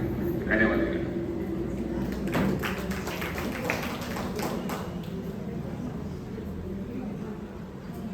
ಫಸ್ಟ್ಲಿ ಪ್ರಣವಿಗೆ ತುಂಬ ಥ್ಯಾಂಕ್ಸ್ ಇಲ್ಲಿ ನಮ್ಮನಕ್ಕೆ ನನ್ನ ಕಾಂಟ್ರಿಬ್ಯೂಷನ್ ಕೇಳಿದ್ದಕ್ಕೆ. ನಾವು ಜೆ ಮಾವ ಅಂತ ಕರಿತೀವಿ, ವಿಜಯನಾರಾಯಣ. ಜೆ ಮಾವ ಇಸ್ ಫೇವ್ರೆಟ್ ಮಾವಸ್. ತುಂಬ ಒಳ್ಳೊಳ್ಳೆ ಮೆಮೊರೀಸ್ ಇದೆ. ನಾವು ಚಿಕ್ಕವರಿದ್ದಾಗಿಂದ ಹತ್ರನೇ ಇದ್ದವರು. ಅವರು ಬೆಂಗಳೂರಲ್ಲಿ ಮನೆ ಕಟ್ಟಿ ಸ್ವಲ್ಪ ವರ್ಷ ಒಬ್ಬರೇ ಇದ್ದಾಗ ತುಂಬ ದಿವಸ ನಮ್ಮ ಮನೆ ಹತ್ರ ಮನೆಗೆ ಬಂದು ಮಾತುಕತೆ ನಡೀತಿತ್ತು. As a personality, unique personality, very knowledgeable person. ಎಲ್ಲ ಏರಿಯಾದಲ್ಲಿ, ಎಲ್ಲ ಫೀಲ್ಡಲ್ಲಿ ಸಬ್ಜೆಕ್ಟೇ ಲೈಬ್ರರಿ ಸೈನ್ಸ್ ಇದ್ದರಿಂದ ಎಲ್ಲರಲ್ಲೂ ಒಂದು ಇನ್ಡೆಪ್ತ್ ನಾಲೆಜ್ ಇತ್ತು. Personality very curious person and analytical and ಅವ್ರ ಹತ್ರ ಮಾತಾಡ್ಬೇಕಾದ್ರೆ ಒಂದು ಟೈಪ್ ಆಫ್ ಎಂಥೂಸಿಯಾಸಮ್ ಬರ್ತಾರೆ. Very curious about our progress on your kids. ನಾವೇನು ಓದ್ತಾ ಇದ್ವಿ, ಹೇಗೆ ಹೋಗಿ ಏನು ಮಾಡ್ತಾ ಇದ್ವಿ, ನಮ್ಮ ಥಿಂಕಿಂಗ್ ಪ್ರೋಸೆಸ್ ಆಗಿದೆ. ಈ want us all kids to explore the world and be adventurous. So ಅವ್ರ ಹತ್ರ ಮಾತಾಡ್ಬೇಕಾದ್ರೆ ಒಂಥರ ಫೋಕಸ್ ಬರ್ತಾ ಇತ್ತು. And he had strong opinions on a lot of things, and he's very daring. That's what I felt like. So now we were very proud of some of his achievements. I think I remember when he got an award by Indira Gandhi, the picture, and the whole thing, we were like so enamored by his successes and things like that. ನಾವು ಚಿಕ್ಕವರಿರ್ಬೇಕಾದ್ರೆ ತುಂಬ ಒಡನಾಟ, ನಮ್ಮ ಕಾಲೆಲ್ಲ ಎಳಿತಾ ಇದ್ರು all the time. And also ನಮ್ಮ thinking ಬಗ್ಗೆ ನಾವು ಹೇಗೆ ಥಿಂಕ್ ಮಾಡ್ತೀವಿ ಅನ್ನೋ ಥರ ಕೆಲವು ಸಿಚುವೇಶನ್ಸ್ ಎಲ್ಲ ಕೇಳ್ತಾ ಇದ್ರು. ಅದು ಹೇಗೆ how to react to those situation. One of the fond memories ಹೊರಟಿಗೆ ರಾಮನಗರಕ್ಕೆ ನಾವು ಮನೆಗೆ ಹೋಗಿದ್ದೆ. I went on a trip with him.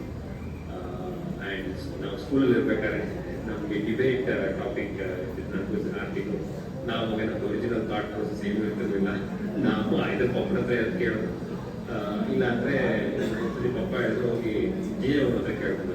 ನಾವು ಒಂದು ಡಿಬೇಟ್ ಟಾಪಿಕ್ ಇತ್ತು, nuclear power is good for the world not ಅಂತ, ಒಬ್ರು ಫಾರ್ ಅಗೇನ್ಸ್ಟ್ ಮಾತಾಡಬೇಕಾಗಿತ್ತು. ಸೊ ನಾವು ಜಿ ಅವ್ರ ಹತ್ರ ಹೋಗಿ, ಜಿ ಅವ್ರು ಬರ್ಕೊಡಿ ಅಂತ ಬೈದು, ನೀವೇ ಅನಲೈಸ್ ಮಾಡಿ, ನೀವೇ ಟಾಪಿಕ್ಸ್ ನೀವೇ ಬರೀರಿ, ನೀವು wanted that thing to come out from us. ಅವರೊಂದು ಅರ್ಧ ಗಂಟೆ ಟ್ರೈ ಮಾಡಿದ್ರೆ ಏನು ಬರಲಿಲ್ಲ ನಮ್ಮ ಹತ್ರ. ಸೊ ಆ್ಯಂಡ್ ಅವರು ನಮಗೆ ಬರ್ಕೊಟ್ರು ಹೆಂಗೆ ನಾವು ಇವಾಗ good in voting and debating, but content ಇರಲಿಲ್ಲ. So I have very good memory of that. And the best part is ನನಗೂ ಇಬ್ಬರು ಪ್ರೈಸ್ ಬಂದಿತ್ತು. ಒಂದು ಪ್ರೋ ಆ್ಯಂಡ್ ಒನ್ ಅಗೇನ್ಸ್ಟ್ ಮಾತಾಡಿ. Some of the fond memories of him Poona ಹೋದಾಗ ಅವ್ರು ಕಲಿತಿದ್ವಿ. ಆಗ ರಾತ್ರಿ ಹೊತ್ತು ಮಧ್ಯರಾತ್ರಿ ಇದ್ದಿರೋರಿಗೆ ಇಷ್ಟ ಅಂತ ಅವರೇ ಒಂದು ಬುಕ್ಕಿಂಗ್ ಮಾಡ್ಕೊಂಡಿರೋ 12 ಗಂಟೆಗೆ 1 ಗಂಟೆಗೆ ತಿಂತಾ ಇದ್ರು. So it was very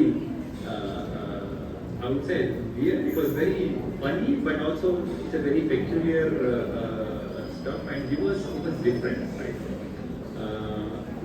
Always, I think now just think of advices all about ನನಗೆ. I remember one of the first important advice I got was ನನಗೆ ನೆದರ್ಲೆಂಡ್ಸ್ ಬರೋ ಮುಂಚೆ ನೆದರ್ಲೆಂಡ್ಸಿಗೆ ಹೋಗೋದು ಅಥವಾ ನನಗೆ IBM ಸಿಕ್ಕಿತ್ತು, ಅಲ್ಲಿಗೆ ಜಾಯ್ನ್ ಆಗೋದು ಬೆಂಗಳೂರಲ್ಲಿ.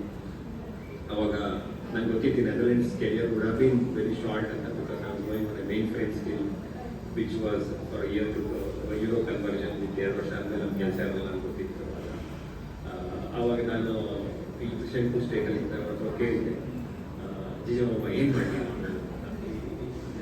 ನೆದರ್ಲೆಂಡ್ಸ್ ಹೋಗ್ಲಾ, ನನಗೆ ಶಾರ್ಟ್ 2 ವರ್ಷದಲ್ಲಿ I might not have a job and I come back or IBM ಅಲ್ಲಿ ಕೆರಿಯರ್ ಬಿಲ್ಡ್ ಮಾಡಲ್ಲ. ಅವ್ರು ಒಳ್ಳೆ ಅಡ್ವೈಸ್ ಕೊಟ್ಟಿದ್ರಾಗ I think that advice push me to go Netherlands. Ganesha, if you have money you have time, so you can always have, you can have money, you have time, so you can always after 2 years ನಿಮಗೇನು ಕೆಲಸ ಇರಲಿಲ್ಲ ಅಂದರೆ at least ಅದು ದುಡ್ಡು ಇರುತ್ತೆ, ಬಂದ್ಬಿಟ್ಟು you can invest on your career and rebuild it in India. So but you will not get another opportunity to explore Europe, go out and see the life out there. So that I think that was a good advice which I took, and fortunately or unfortunately I'm sitting here for 26 years. So I think a lot of life lessons, some of the interest areas also we used to discuss a lot on stocks, and I think my interest in investments and all also came with him getting, discussing that. And he was at one point of time, he was a center of attraction when it comes to stocks and investments and multiplying your money, the whole part. I think Papa also was followed him to some extent at that time. So yeah, fantastic fond memories, and I think he lived a very good life, surrounded by his kids, and he experienced everything in life. I think I wish that everybody gets a fulfilled life like this, and our Atmak Shanti Sikhi. And the best part is I could see him twice this year when I came to Bangalore, as in May, like 2 months back. So and he was still every day he was interested in what I was talking, and he was listening and asking questions. So yeah, I think our Atmak Shanti Sikhi is really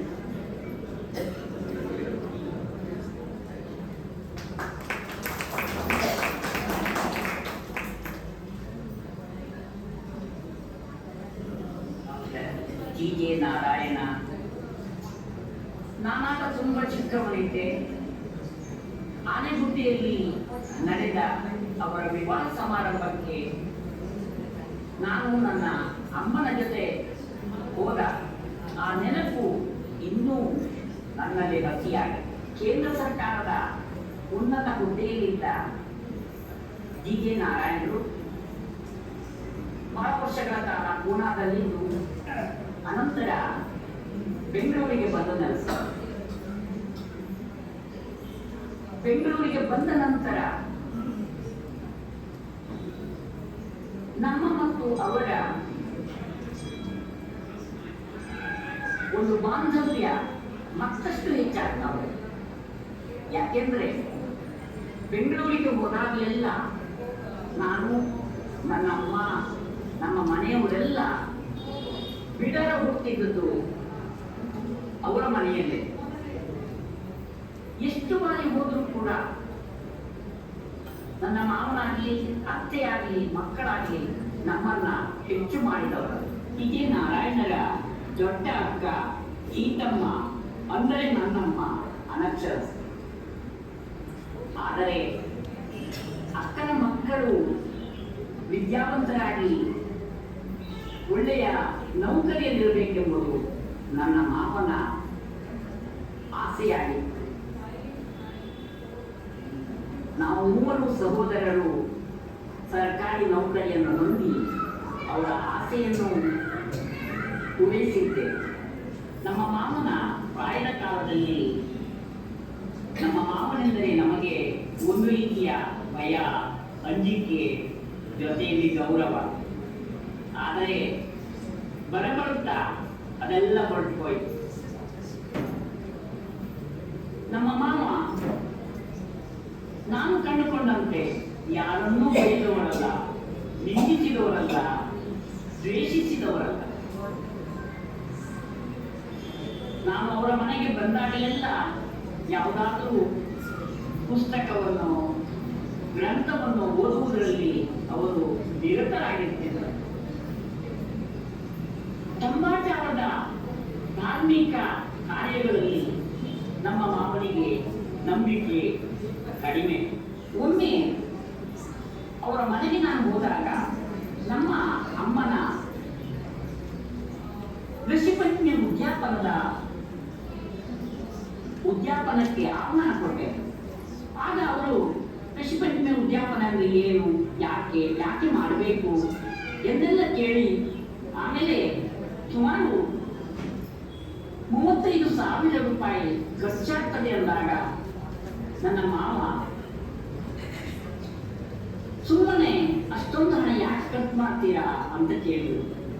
ಆಗ ನಾನು ಹೇಳಿದೆ, ಮಾವಯ್ಯ, ನಮ್ಮ ಅಮ್ಮನಿಗೆ ಮಾಡದೇ ಇದ್ರೆ ಬೇಸರ ಆಗ್ತದೆ, ಅವಳು ಸಂತೋಷಕ್ಕಾಗಿ ಮಾಡ್ತೇವೆ ಅಂತ ಹೇಳಿದಾಗ ಬಹಳ ಖುಷಿ ಪಟ್ಟು ಖಂಡಿತ ಮಾಡಿ, ಅಕ್ಕ ಚೆನ್ನಾಗಿರ್ಬೇಕು ಅಂತ ಹೇಳಿದ್ರು. ಇಲ್ಲಿ ಅವರ ನಿರ್ಮಲ ಮನಸ್ಸು ತಿಳಿತಾರೆ. ಕೆಲವು ವರ್ಷಗಳ ಹಿಂದೆ ಅವರ ಅಳಿಯನಿಗೆ ಅಮೆರಿಕಾದಲ್ಲಿ ಗ್ರೀನ್ ಕಾರ್ಡ್ ಮಾಡಿಸುವ ಸಲುವಾಗಿ ಜನನ ಪ್ರಮಾಣ ಪತ್ರದ ಅವಶ್ಯಕತೆ ಇತ್ತು. ನಾನು ನನ್ನ ಮಾವನಿಗೆ ಸ್ವಲ್ಪ ಸಹಕರಿಸಿದೆ.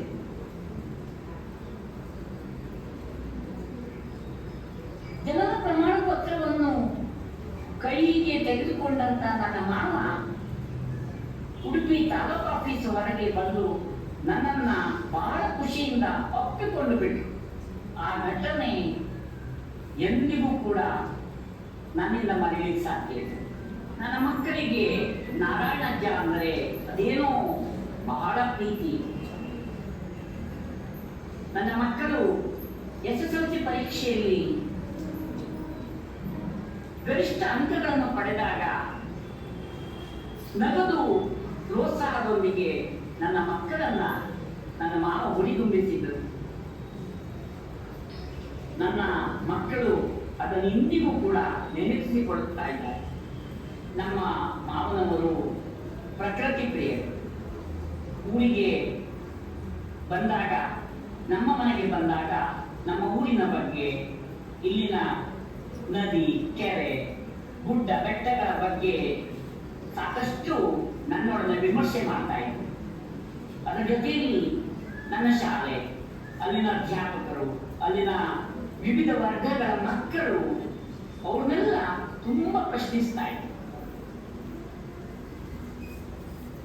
ಹೀಗೆ ಅವರಿಗೆ ಸಾಕಷ್ಟು ಪರಿಸರವನ್ನು ತಿಳಿದುಕೊಳ್ಬೇಕಂತ ಹಂಬಲ ಅವರಲ್ಲಿ ಸಾಕಷ್ಟು ಇತ್ತು. ಕೊನೆಯದಾಗಿ ಗತಿಸಿದ ನನ್ನ ಮಾವನಿಗೆ ಶಾಶ್ವತವಾದ ವಿಷ್ಣು ಸಾಯುಜ್ಯ ದೊರಕಲೆಂದು ಅವರ ಅವಲಂಬಿತರಾದ ಅತ್ತೆ ಮತ್ತು ಮಕ್ಕಳಿಗೆ ಜೀವನದಲ್ಲಿ ಸುಖ, ಶಾಂತಿ, ನೆಮ್ಮದಿ, ಆರೋಗ್ಯ, ಆಯುಸ್ಸು ದೊರಕಲೆಂದು ದೇವರನ್ನ ಪ್ರಾರ್ಥಿಸುತ್ತಾ ನನ್ನ ಅನಿಸಿಕೆಗಳನ್ನ ಮುಕ್ತಾಯಗೊಳಿಸ್ತಾ ಇದ್ದೇನೆ. ಓಂ ಶಾಂತಿ.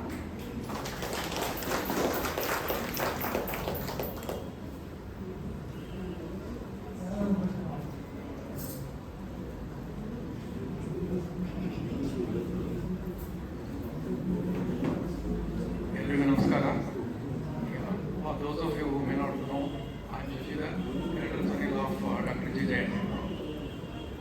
ನಮ್ಮವ್ರ ಬಗ್ಗೆ ನಾವು ಹೇಳೋದಕ್ಕಿಂತ ಅವ್ರ ಜೊತೆ ಓಡಾಡ್ಕೊಂಡಿದ್ದವ್ರು ಏನು ಹೇಳ್ತಾರೆ ಅನ್ನೋದು ನಮಗೆ ಇನ್ನೂ ಜಾಸ್ತಿ ಮುಖ್ಯ ಅನಿಸುತ್ತೆ.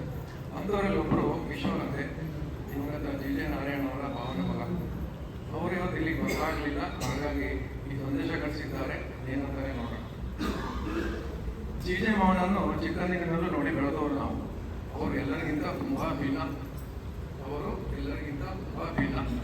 ನಮ್ಮನ್ನು ತುಂಬ ಭೇಟಿ ಮಾಡ್ತಿದ್ದರು. ತಂದೆ ಹೋಟೆಲ್ನವರ ಹತ್ತಿರದವರು ಏನೋ ಹೊಸ ತಿಂಡಿ ಮಾಡೋದು ಅವರಿಗೆ ಖುಷಿ ಇತ್ತು. ಒಮ್ಮೆ ಮನೆ ಹೊರಗೆ 3 ಕಲ್ಲು ಇಟ್ಟು ಒಲೆ ಮಾಡಿ ಬಟಾಟೆ ಚಿಪ್ಸ್ ಮಾಡಿಕೊಟ್ಟಿದ್ರು. ಊರಿಗೆ ಬಂದರೆ ಯಾರಿಗೂ ತೊಂದರೆ ಕೊಡಬಾರದೆಂದು ಹೊರಗಡೆ ತಿಂದು ಬರುತ್ತಿದ್ದರು. ದಾರಿ ಉದ್ದಕ್ಕೂ ಸಿಕ್ಕ ಪ್ರತಿಯೊಬ್ಬರನ್ನು ಕಷ್ಟ ಸುಖ ವಿಚಾರಿಸುತ್ತಾ ಬರುತ್ತಿದ್ದರು. ಹೇಗೆ ಇವರ ಜೀವನ ಸುಧಾರಿಸಬಹುದು ಎಂದು ನನ್ನ ಹತ್ತಿರ ಚರ್ಚಿಸುತ್ತಿದ್ದರು. ಮಾವನು ನಾಸ್ತಿಕರಾಗಿದ್ದು ಯಾರಂತಲೂ ಕಾಲಿಗೆ ಬೀಳಿಸಲು ಬಿಡುವುದಿಲ್ಲವಾಗಿತ್ತು. ನಮ್ಮ ಸಂಪ್ರದಾಯದ ಬಗ್ಗೆ ಏನು ನಂಬಿಕೆ ಇಲ್ಲದಿದ್ದರೂ ನನ್ನ ಮದುವೆಯಲ್ಲಿ ನಾನು ಕಾಶಿಗೆ ಹೋಗುವುದನ್ನು ತಡೆದಿದ್ದರು. ನನಗೆ ಬುದ್ಧಿ ಬಂದ ಮೇಲೆ ಬೆಂಗಳೂರಿಗೆ ಫೆಬ್ರವರಿ ವ್ಯಾಲ್ಯೂಷನ್ಗೆ ಹೋದಾಗ ಅತ್ತೆ ಮನೆಯಲ್ಲಿ ಉಳಿಯುತ್ತಿದ್ದೆ. ಆಗ ಮಾವನ ಇನ್ನೊಂದು ಮುಖ ಅನಾವರಣಗೊಂಡಿತ್ತು. ಅವರು ಫುಲ್ ಬ್ರೇಡ್ ಸ್ಕಾಲರ್ ಆಗಿದ್ದು ಅವರ ಪುಸ್ತಕ ಯೂನಿವರ್ಸಿಟಿ ವಿದ್ಯಾರ್ಥಿಗಳಿಗೆ ಪಠ್ಯಪುಸ್ತಕ ಆಗಿರುವಷ್ಟು ಅವರಿಂದಲೇ ಕೇಳಿ ನಿಗ್ರಹಗೊಂಡಿದ್ದೇನೆ. ಅವರ ಓದುವ ಬರೆಯುವ ಅದಮ್ಯ ಉತ್ಸಾಹ ಕಂಡು ಆಶ್ಚರ್ಯಪಟ್ಟಿದ್ದೇನೆ. ಅವರು ಬರೆದ ಪುಸ್ತಕಕ್ಕೆ ಪ್ರಶಸ್ತಿಯೂ ಬಂದಿತ್ತು. ಮಾವ ತುಂಬಾ ಊರುಗಳನ್ನು ಸುತ್ತಿದ್ದಾರೆ. ಅದರ ಕಥೆಗಳನ್ನು ಕೇಳುವುದೇ ಒಂದು ಸ್ವರ್ಗ. ಹಿಮಾಚಲ ಪ್ರದೇಶ, ಅಸ್ಸಾಂ, ಅರುಣಾಚಲ ಪ್ರದೇಶ, ಚೀನಾದ ಬಾರ್ಡರ್ಗಳಿಗೆ ಹೋದ ಕತೆ ರೋಮಾಂಚನ ಉಂಟು ಮಾಡಿತ್ತು. ಡೆಲ್ಲಿ, ಪೂನಾದ ಆಫೀಸ್ಗಳಲ್ಲಿ ಸಹೋದ್ಯೋಗಿಗಳಿಂದ ಕಳೆದಿದ್ದ ದಿನಗಳನ್ನು ಮೆಲುಕು ಹಾಕುತ್ತಿದ್ದರು. ಯಾವುದೇ ಪ್ರೋತ್ಸಾಹ ಇಲ್ಲದ ಕಾಲದಲ್ಲಿ ಸ್ವಂತ ಇಚ್ಛೆಯಿಂದ, ಛಲದಿಂದ, ಹಠದಿಂದ ಕಲಿತು ಉನ್ನತ ಹುದ್ದೆಗಳನ್ನು ಅಲಂಕರಿಸಿ ತನ್ನದೇ ಒಂದು ಹೆಗ್ಗುರುತ ಬಿಟ್ಟೋದಿನ ಮಾವನಿಗೆ ದೊಡ್ಡ ಸಲಾಂ. ತಮ್ಮ ಇಡೀ ವಯಸ್ಸಿನಲ್ಲಿ ನಮ್ಮೊಂದಿಗೆ ಚಿಕ್ಕ ಮಕ್ಕಳಾಗಿ ಒಡಚಾದರೆ ಟ್ರೆಕ್ಕಿಂಗಿಗೆ ಬಂದು ಅಲ್ಲಿ ಎಲ್ಲರಿಗೂ ಮುಂದಾಗಿ ಉಪಕಾರಿ ಮಾಡಿಕೊಂಡಿದ್ದು ಮರೆಯುವಂತಿಲ್ಲ. ಅವರ ಮನೆಯಲ್ಲಿ ಪ್ರತಿ ಆದಿತ್ಯವಾರ ಸಂಜೆ ಅವರ ಆತ್ಮೀಯ ಗೆಳೆಯರಾದ Achyuta sir, Reddy sir, supreme sir ಇವರೊಂದಿಗೆ ನಡೆಯುವ ಚರ್ಚೆಗಳಲ್ಲಿ ಪಾಲ್ಗೊಳ್ಳೋದೇ ಒಂದು ಹಬ್ಬ. ಬೆಂಗಳೂರಿನ ಮುಖ್ಯವಾದ ಜಾಗದಲ್ಲಿ ಮನೆಯ ಜೊತೆ ತೋಟದಲ್ಲಿ ಮಾವು, ಹಲಸು, ಚಿಕ್ಕು, ಕಾಫಿ, ಬೇರ್ಲೆ, ಜಾಮಣ್ಣು, ಪನ್ನೀರಣ್ಣು, ತೆಂಗು, ಸಾಗುವಾನಿ ಹೀಗೆ ಹಲವು ಗಿಡಗಳನ್ನು ಬೆಳೆಸಿದ ಪರಿಸರ ಪ್ರೇಮಿ ನಮ್ಮ ಮಾವನವರು. ಮೊಮ್ಮಕ್ಕಳಿಂದ ಕಂಪ್ಯೂಟರ್ ಕಲಿತು ತಾವು ಬರೆದ ಪುಸ್ತಕಗಳು ಟೈಪ್ ಮಾಡಿ ಪ್ರಿಂಟ್ಗೆ ಕೊಟ್ಟಿದ್ದರು. ಇವರು ಷೇರು ಮಾರುಕಟ್ಟೆಯಲ್ಲಿ ಹಣ ತೊಡಗಿಸುವಾಗಿದ್ದರಿಂದ ಅದರ ಎಲ್ಲಾ ಡೇಟಾಗಳನ್ನು ಕಂಪ್ಯೂಟರ್ನಲ್ಲಿ ಫೀಡ್ ಮಾಡಿ ಇಟ್ಟುಕೊಂಡಿದ್ದರು. ಒಟ್ಟಾರೆ ಮಾವ ಎಲ್ಲರಿಗೊಂದು ಮಾದರಿಯಾಗಿ ಅದಮ್ಯ ಉತ್ಸಾಹದ ಚಿಲುಮೆಯಾಗಿ ನಾವೆಲ್ಲರೂ ನಾಚುವಂತೆ ಬದುಕಿ ಒಂದಷ್ಟು ನೆನಪುಗಳು ಬುದ್ಧಿಯನ್ನಿಟ್ಟು ಒಂದು ಹೆಜ್ಜೆ ಮುಂದೆ ಹೋದರು. ನಿಮ್ಮೊಂದಿಗೆ ಎಷ್ಟೋ ವಿಷಯಗಳನ್ನು ಹಂಚಿಕೊಳ್ಳುವ ಅವಕಾಶ ಸಿಕ್ಕಿದ ನಾವೇ ಧನ್ಯರು ಎನ್ನುತ್ತಾ ನನ್ನ ಮಾತಿಗೆ ಪೂರ್ಣ ವಿರಾಮ ಇಡುತ್ತೇನೆ. ಈಗ ಹೇಳುತ್ತಾರೆ Kishore.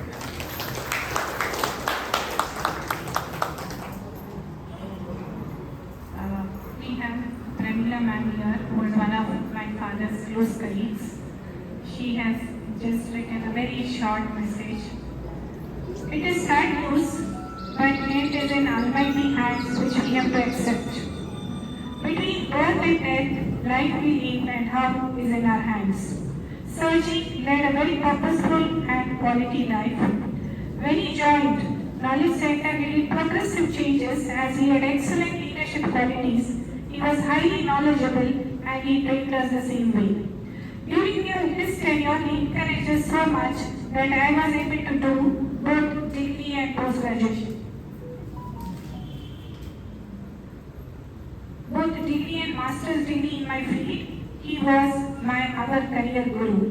He was very keen observer. Even small library activities done by lower or upper staff, he had to call personally and compliment or correct.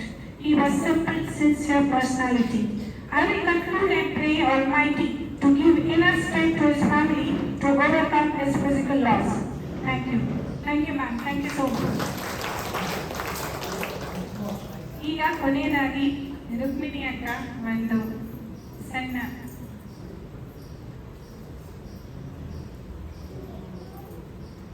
ನನ್ನ ಚಿಕ್ಕಪ್ಪ ಅಂದ್ರೆ ನಾನು ಕಂಡ ನನ್ನ ಚಿಕ್ಕಪ್ಪ. ನಾನು ಹೆಚ್ಚು ಓದಿದ್ದವಳಲ್ಲ, ಇಂಗ್ಲಿಷ್ ಗೊತ್ತಿಲ್ಲ. ಮೊದಲನೇದಾಗಿ ನನ್ನ ಚಿಕ್ಕಪ್ಪ ಮದುವೆಯಿಂದ ಶುರು ಮಾಡ್ತೆ. 1962ಗೆ ನಮ್ಮ ಚಿಕ್ಕಪ್ಪ ಮದುವೆ ಆಯ್ತು. ಸಿಂಪಲ್ ಮನುಷ್ಯ ಅಂದ್ರೆ ಹ್ಯಾಂಗ್ ಗೊತ್ತಾ? ನಾನು ಕುಂದಾಪುರ ಕನ್ನಡ ಮಾತಾಡ್ತಾ ಇದ್ದೆ, ಯಾರಿಗೆ ಮಾಡಿ ಕರಿಮಣಿ ತಾಳಿ ಒಂದು ಸಾಕ, ಆ ಕಡೆ ಈ ಕಡೆ ಕರಿಮಣಿ ಸುಲಿನಿ ಸಾಕು, ಎಂತ ಬೇಡ ನನಗೆ, ನಾನು ಹೆಂಡತಿದ್ದೆ ಸಾಕು ಕರಿಮಣಿ ಅಂತ ಹೇಳಿ ನಮ್ಮ ಚಿಕ್ಕಪ್ಪ ಹೇಳಿದ್ರು. ನಾಗಪ್ಪ ಚಿಕ್ಕಪ್ಪ ಮಾಡಿದವರು ಅವ್ರ ಹತ್ರ ಹೇಳಿ ಎಷ್ಟು ಸಿಂಪಲ್ ಮನುಷ್ಯ ಅಂದ್ರೆ ಎಲ್ಲರೂ ಚಿನ್ನ ಕರಿಮಣಿ 4 ಪವನಿಗೆ ಹಾಕಿ 5 ಪವನಿಗೆ ಹಾಕಿ ಅಂದ್ರೆ ಇವ್ರು 2 ಕರಿಮಣಿ ಆ ಕಡೆ ಸುಲಿನಿ ಮತ್ತೆ ಒಂದು ತಾಳಿ ಸಾಕೊಂಡವ್ರಿ. ಅಂದ್ರೆ ನೇರ ದಿಟ್ಟ ಸಿಂಪಲ್ ಮನುಷ್ಯ ನನ್ನ ಚಿಕ್ಕಪ್ಪ. ಆಮೇಲೆ ಅವ್ರ ಮಾತಿಗೆ ಅವರೇ ಸಾಟಿ, ಮಾತಿಗೆ ಯಾರು ಇಲ್ಲ. ಅವ್ರದ ನೇರ ದಿಟ್ಟ ಅಂದ್ರೆ ಅಷ್ಟೇ, ಅವರೇ ಸಾಟಿ. ಮಾತಾಡಿದೆ ಒಂದ್ಸಲ ಮುಟ್ಟಿ ಕಂಡ್ಕೊಂಡ್ತಾರೆ. ಹೆಂಗಂದ್ರೆ ಒಂದ್ಸಲ ಏನಾಯ್ತು ಅಂದ್ರೆ ಅವ್ರ ಮರಿ ಆಣೆ ಗುಡ್ಡೆ ಮರಿ, ನಾವೆಲ್ಲ ಹೋಯ್ತು ಈಗ ನರಸಿಂಹ ಹೇಳ್ದಂಗೆ ಆಣೆ ಗುಡ್ಡೆ ಮರಿ. ಆವಾಗ ಏನಾಯ್ತು, ಈ ನಾಗಪ್ಪ ಚಿಕ್ಕಪ್ಪ ಮರಿ ಮಾಡ್ಕೊಂಡು ಮುಂದಿನ ಅವ್ರು ಹೇಳಿದ ಮಕ್ಕಳಿಗೆಲ್ಲ 4 ಕಡೆ ದಾಕ್ಷಿಣಿ, ಯಾರಿಗೆ ನಮ್ಮ ನಾನ್ ಚಿಕ್ಕಪ್ಪ ಹೇಳಿದ್ರು. ದೊಡ್ಡರಿಗೆಲ್ಲ ದಾಕ್ಷಿಣಿ ಇಷ್ಟು ಕೊಡ್ತಿಲ್ಲ, ಮಕ್ಕಳಿಗೆ ಮಾತ್ರ 4 ಕಡೆ ದಾಕ್ಷಿಣಿ ಕೊಡ್ತಾರೆ. ಎಂತಕ್ ಮರ ಹಂಗೆ ದೊಡ್ಡರಿಗೆ ದಾಕ್ಷಿಣಿ ಕೊಡ್ತು ಮಕ್ಕಳಿಗೆ ಕೊಡುದಿಲ್ಲ. ಇಲ್ಲ ಮಕ್ಕಳಿಗೆ ಕೊಟ್ಟರೆ ಖುಷಿ ಪಡ್ತಾರೆ, ದೊಡ್ಡರಿಗೆಲ್ಲ ಕೊಡ್ತಿಲ್ಲ. ಅದು ಆಯ್ತು, ನಾಗಪ್ಪ ಚಿಕ್ಕಪ್ಪ ಪಾಪ ಚಿಕ್ಕಪ್ಪ ಹೇಳ್ದಂಗೆ ಮಾಡಿದ್ರು. ಆಮೇಲೆ ಈ ಚಿಕ್ಕಪ್ಪ ಒಂದು ವರ್ಷ ವಿವೇಕ ಹೈಸ್ಕೂಲಲ್ಲಿ ಅವ್ರ ಧರ್ಮಭೂಮಿ ಫಸ್ಟ್ ತೋಟದ ವಿವೇಕ ಹೈಸ್ಕೂಲ್ನಲ್ಲಿ 1 ವರ್ಷ ಅವರು ಮಾಸ್ಟರ್ ಆಗಿ ಕೆಲಸ ಮಾಡಿದ್ರು. ಆಮೇಲೆ ನಮ್ಮ ಈ ಚಿಕ್ಕಮ್ಮ 1 ವರ್ಷ ಅಲ್ಲಿ ತೋಟದ ವಿವೇಕ ಹೈಸ್ಕೂಲಲ್ಲಿ ಕೆಲಸ ಮಾಡಿದ್ರು. ಇದೊಂದು ನಮ್ಗೆ ಹೆಮ್ಮೆ ವಿಷಯ ಆಯ್ತಾ. ಆಮೇಲೆ ನನ್ ಮರಿ ಗೊತ್ತಾಯ್ತು, ನಮ್ಮ ಅಪ್ಪ ಅಮ್ಮ ಒಬ್ಬರು ಇತ್ತು, ನಮ್ಮ ಅಪ್ಪ ಬರೀ ಪಾಪದವ್ರು, ಅವ್ರಿಗೆ ಎಂತದ್ದು ಗೊತ್ತಿಲ್ಲ. ಹಾಗಾಗಿ ಈ ಚಿಕ್ಕಪ್ಪ ಏನ್ ಮಾಡಿದ, ನನ್ನ ಮರಿ ಆದ್ರೂ ಬೆಂಗಳೂರಾಗೆ ಬಂತು. ಅವಾಗೆಲ್ಲ ಫೋನ್ ಅಂತ ಇಲ್ಲ. ಹಾಗಾಗಿ ಅವ್ರು ಏನ್ ಮಾಡಿದ್ರು, ಈ ಚಿಕ್ಕಪ್ಪನ ಮರಿ ಎಂಗೇಜ್ಮೆಂಟ್ ಎಲ್ಲ ಆಗಿ ಬೆಂಗಳೂರಾಗಿದೆ. ಸರಿ ನಾವು ಊರಿಗೆ ಹೋಯ್ತು. ಕಡೆಗೆ ಈ ಮರಿ ಆದ ಮೇಲೆ ಒಂದ್ಸಲಿ ಯಾರೋ ಇವ್ರಿಗೆ ಹೇಳಿದ್ರು, ನಿಮ್ ಕಡೆ ಯಾರೋ ಬಂದು ಬ್ಯಾಂಕಿಗೆ ಹೋಗಿ ವಿಚಾರಿಸ್ಕೊಂಡು ಹೋಗಿ ನೋಡ್ರೆ ನಿಮ್ಮ ವಸಂತ ಅಂದ್ರೆ ನಿಮ್ಗೆ ವಿಚಾರಿಸ್ಕೊಂಡು ಹೋಗಿದ್ರು ಪ್ರಾಣಿಗಳು ಅಂತ. ಕಡೆಗೆ ಇವ್ರಿಗೆ ಗೊತ್ತಾಯ್ತು ಯಾರು ಅಂದ್ರೆ ಈ ನಾನ್ ಚಿಕ್ಕಪ್ಪ. ಈಗಿನ ಕಾಲದಾಗೆ ತನ್ನ ಮಕ್ಕಳ ಮದಿಗೆ ಇನ್ನು ಅಣ್ಣನ ಮಕ್ಕಳ ಮದಿಗಾರ ವಿಚಾರಿಸೋರಿದ್ದ ಈಗ ಖಂಡಿತ ಇಲ್ಲ. ಇವ್ರು ಸ್ಪೆಷಲ್ ಮನುಷ್ಯ ನಮ್ ಚಿಕ್ಕಪ್ಪ. ಅವ್ರು ಹೋಗಿ ಕೇಳ ಹ್ಯಾಂಗೆ ಅಣ್ಣನ ಮಗಳಿಗೆ ಹುಡುಗಿಯ ಅಥವಾ ಅವನಿಗೆ ಏನೋ ಬ್ಯಾಡ್ ಹ್ಯಾಬಿಟ್ ಇತ್ತ ಹಿಂಗ್ ಕೇಳ್ತಾರೆ. ಈಗಿನ ಕಾಲದಾಗ ಏನಂದ್ರೆ ತನ್ನ ಮಕ್ಕಳಿಗೆ ಅಣ್ಣನ ಮಕ್ಕಳು ಮೂಸಿ ಕೂಡ ಕಾಮ ಇದ್ದಿದ್ದೆ ಚಿಕ್ಕಪ್ಪ ಬಂದಿರ್ತಾರೆ. ಆಯ್ತು ಅನ್ಕೊಳ್ಳಿ, ನಾನ್ ಚಿಕ್ಕಪ್ಪ ಅಂದ್ರೆ ಅಷ್ಟು ಒಳ್ಳೆ ಚಿಕ್ಕಪ್ಪ. ಆಮೇಲೆ ಇನ್ನೊಂದು ಹೇಳ್ತೆ, ಗಿಳಿಯಾರಿಗೆ ಹೋಗೋದು ಅಡಿಗೆ ಏನ್ ಮಾಡ್ರ ಪಾಟ್ ಸಂತಿಗೆ ಹೋಗೋದು. ಸಂತಿಗೆ ಹೋಗಿ ಒಂದಿಷ್ಟು ಮಾಯಣ್ಣ ಅಡಿಗೆಲ್ಲ ಅರ್ಧ ಮಾಯಣ್ಣ ಒಂದಿಷ್ಟು ಮಾಯಣ್ಣ ತಗೊಂಡ್ ಹೋಗೋದು. ಬಾಮಿ ಕಟ್ಟಿ ನಮ್ ಗಿಳಿಯರ ಬಾಮಿ ಕಟ್ಟಿ, ಆ ಬಾಮಿ ಕಟ್ಟಿ ಒಂದು ಇತ್ತಾಳಿ ಬೋಣಿ, ಆ ಬೋಣಿ ಇಷ್ಟು ಮಾಯಣ್ಣ ಹಾಕೊಂಡ್ ಎಲ್ಲ ಚಂದ ಮಾಡಿ ತೊಳ್ಬಿಟ್ಟು ಆ ಬಾಮಿ ಕಟ್ಟಿ ದಂಡೆ ಕುತ್ಕೊಂಡ ಆ ಹಣ್ಣು ತಿಂತಿ ನಮ್ಗೆಲ್ಲ ಸ್ವಲ್ಪ ಕೊಟ್ಟಿದ್ರು ಹಣ್ಣ ತಿಂತಿ ಕೊಟ್ಟು ಅಂತ ಚಿಕ್ಕಪ್ಪ. ಆಮೇಲೆ ಏನ್ ಮಾಡ್ತಿದ್ರು, ಗಿಳಿಯರಿಂದ ಹಣ್ಣು ಹೋಗೋದು. ಗಿಳಿಯರ ಬರುವಾಗ ಏನಂತ ಅಲ್ಲೊಂದು ಮಧ್ಯದ ಒಂದು ಅಚ್ಚಿ ಚೀಟಿ ಕ್ಯಾರಿ ಅಂತ ಈಗ ಇದ್ದವರಿಗೂ ಸ್ವಲ್ಪ ಎಲ್ಲ ಗೊತ್ತಿತ್ತ. ಅಚ್ಚಿ ಚೀಟಿ ಕ್ಯಾರಿ ಅಂತ ಆ ಕೆರೆ ಬೈ ಮೇಲೆ ಅಲ್ಕಾಡ ಗಡ್ಡೆ ಕೆಳಗೆ ಇಳ್ಕೊಂಡು ಹೋಗ್ಬೋದು. ಒಂದು ಈಚೆ ಇಳ್ಕೊಂಡ್ ಮುಗಿಸಿ ಏನಂತ ಆ ಕೆರೆ ಬಂದ್ಬಿಟ್ಟು ಅದೇ ಕ್ಯಾರಿ ಮೇಲೆ ಚಪ್ಪಲಿ ಇಬ್ಬರು ಎರ್ಕೊಂಡ್ಸಿವ್ರು ಒಂದ್ ಈ ಬಾಟಿ ಎರ್ಕೊಂಡು ಇಟ್ಕೊಂಡು ಅದು ಒಳ್ಳೆ ನೀರು ಹಾಕಿ ಅಚ್ಚಿ ಚೀಟಿ ಕ್ಯಾರೆ ಒಳ್ಳೆ ಬನ್ನಿನ ತರ ಏನ್ ಕ್ಯಾರಿ ಕೆಳಗೆ ಬಸ್ಗೆ ಇರುವುದಿಲ್ಲ. ಆವಾಗ ಆ ಕೆರೆ ನಿಂತ್ಕೊಂಡು ಆ ಬಟ್ಟೆನೆಲ್ಲ ಅಲ್ಲೇ ಮಾಡಿಸ್ಕೊಂಡ ಮನೆಗೆ ಹೋಗ್ಬೋದು. ಈ ಬೈಲಾಗಿ ಸೂರಲ್ಲ ಹೆಂಗ್ಸ್ರ ಈಗ ಯಾರು ಮಾರ ಈಗವ್ರಿಗ ಬಾ ನೀವು ಅಲ್ಲೇ ಗೊತ್ತ ದಾರಿಲೆ ಎಲ್ಲ ಸ್ನಾನ ಮಾಡ್ಕೊಂಡ್ ಬರ್ತಾರೆ.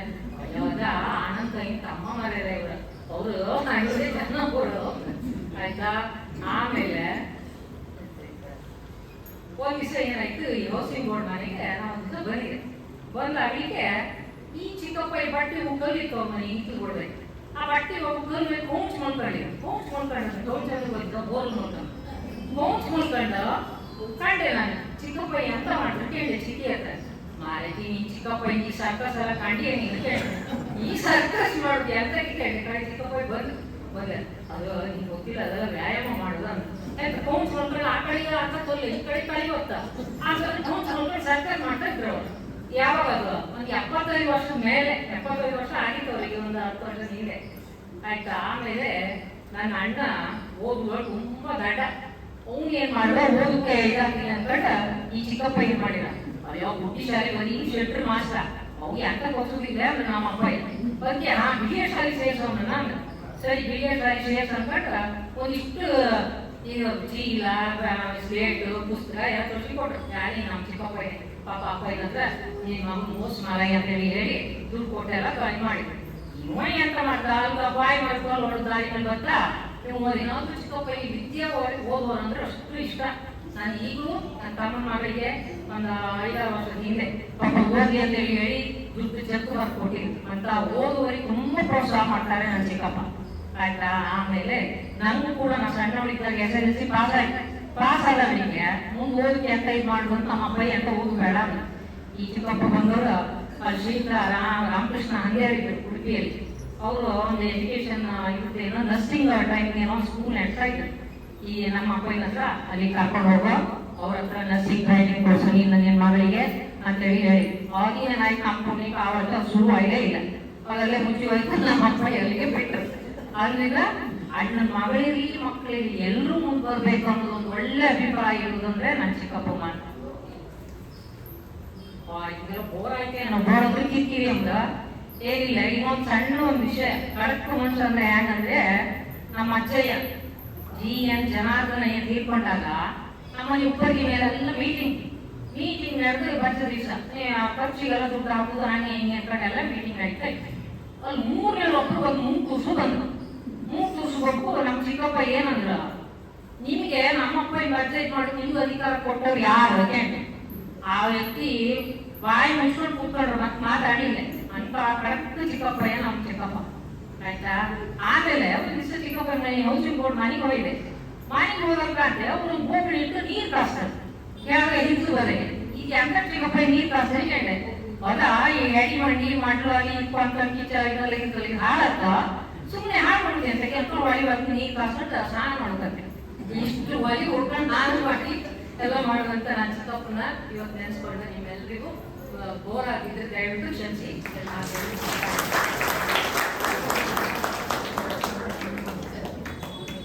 ಧನ್ಯವಾದಗಳು ರುಕ್ಮಿಣಿ ಅಕ್ಕ. ತುಂಬ ವಿಭಿನ್ನವಾಗಿ ನನ್ನ ಅಕ್ಕನ ತುಂಬ ಕರೆಕ್ಟ್ ವಿವರ ಕೊಟ್ಟಿದ್ದಾರೆ. ಅವರು ತುಂಬ ಹತ್ತದಿಂದ ನೋಡಿದ್ದಾರೆ.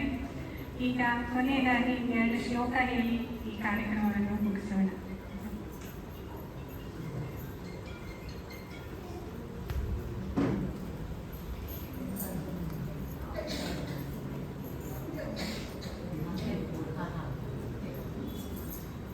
ನಾನು ಪ್ರಭಾವತಿ ಅಂತ ನಾಲೆಜ್ ಸೆಂಟರ್ ಅಲ್ಲೇ ಕೆಲಸ ಮಾಡ್ತಾ ಇದ್ದೆ.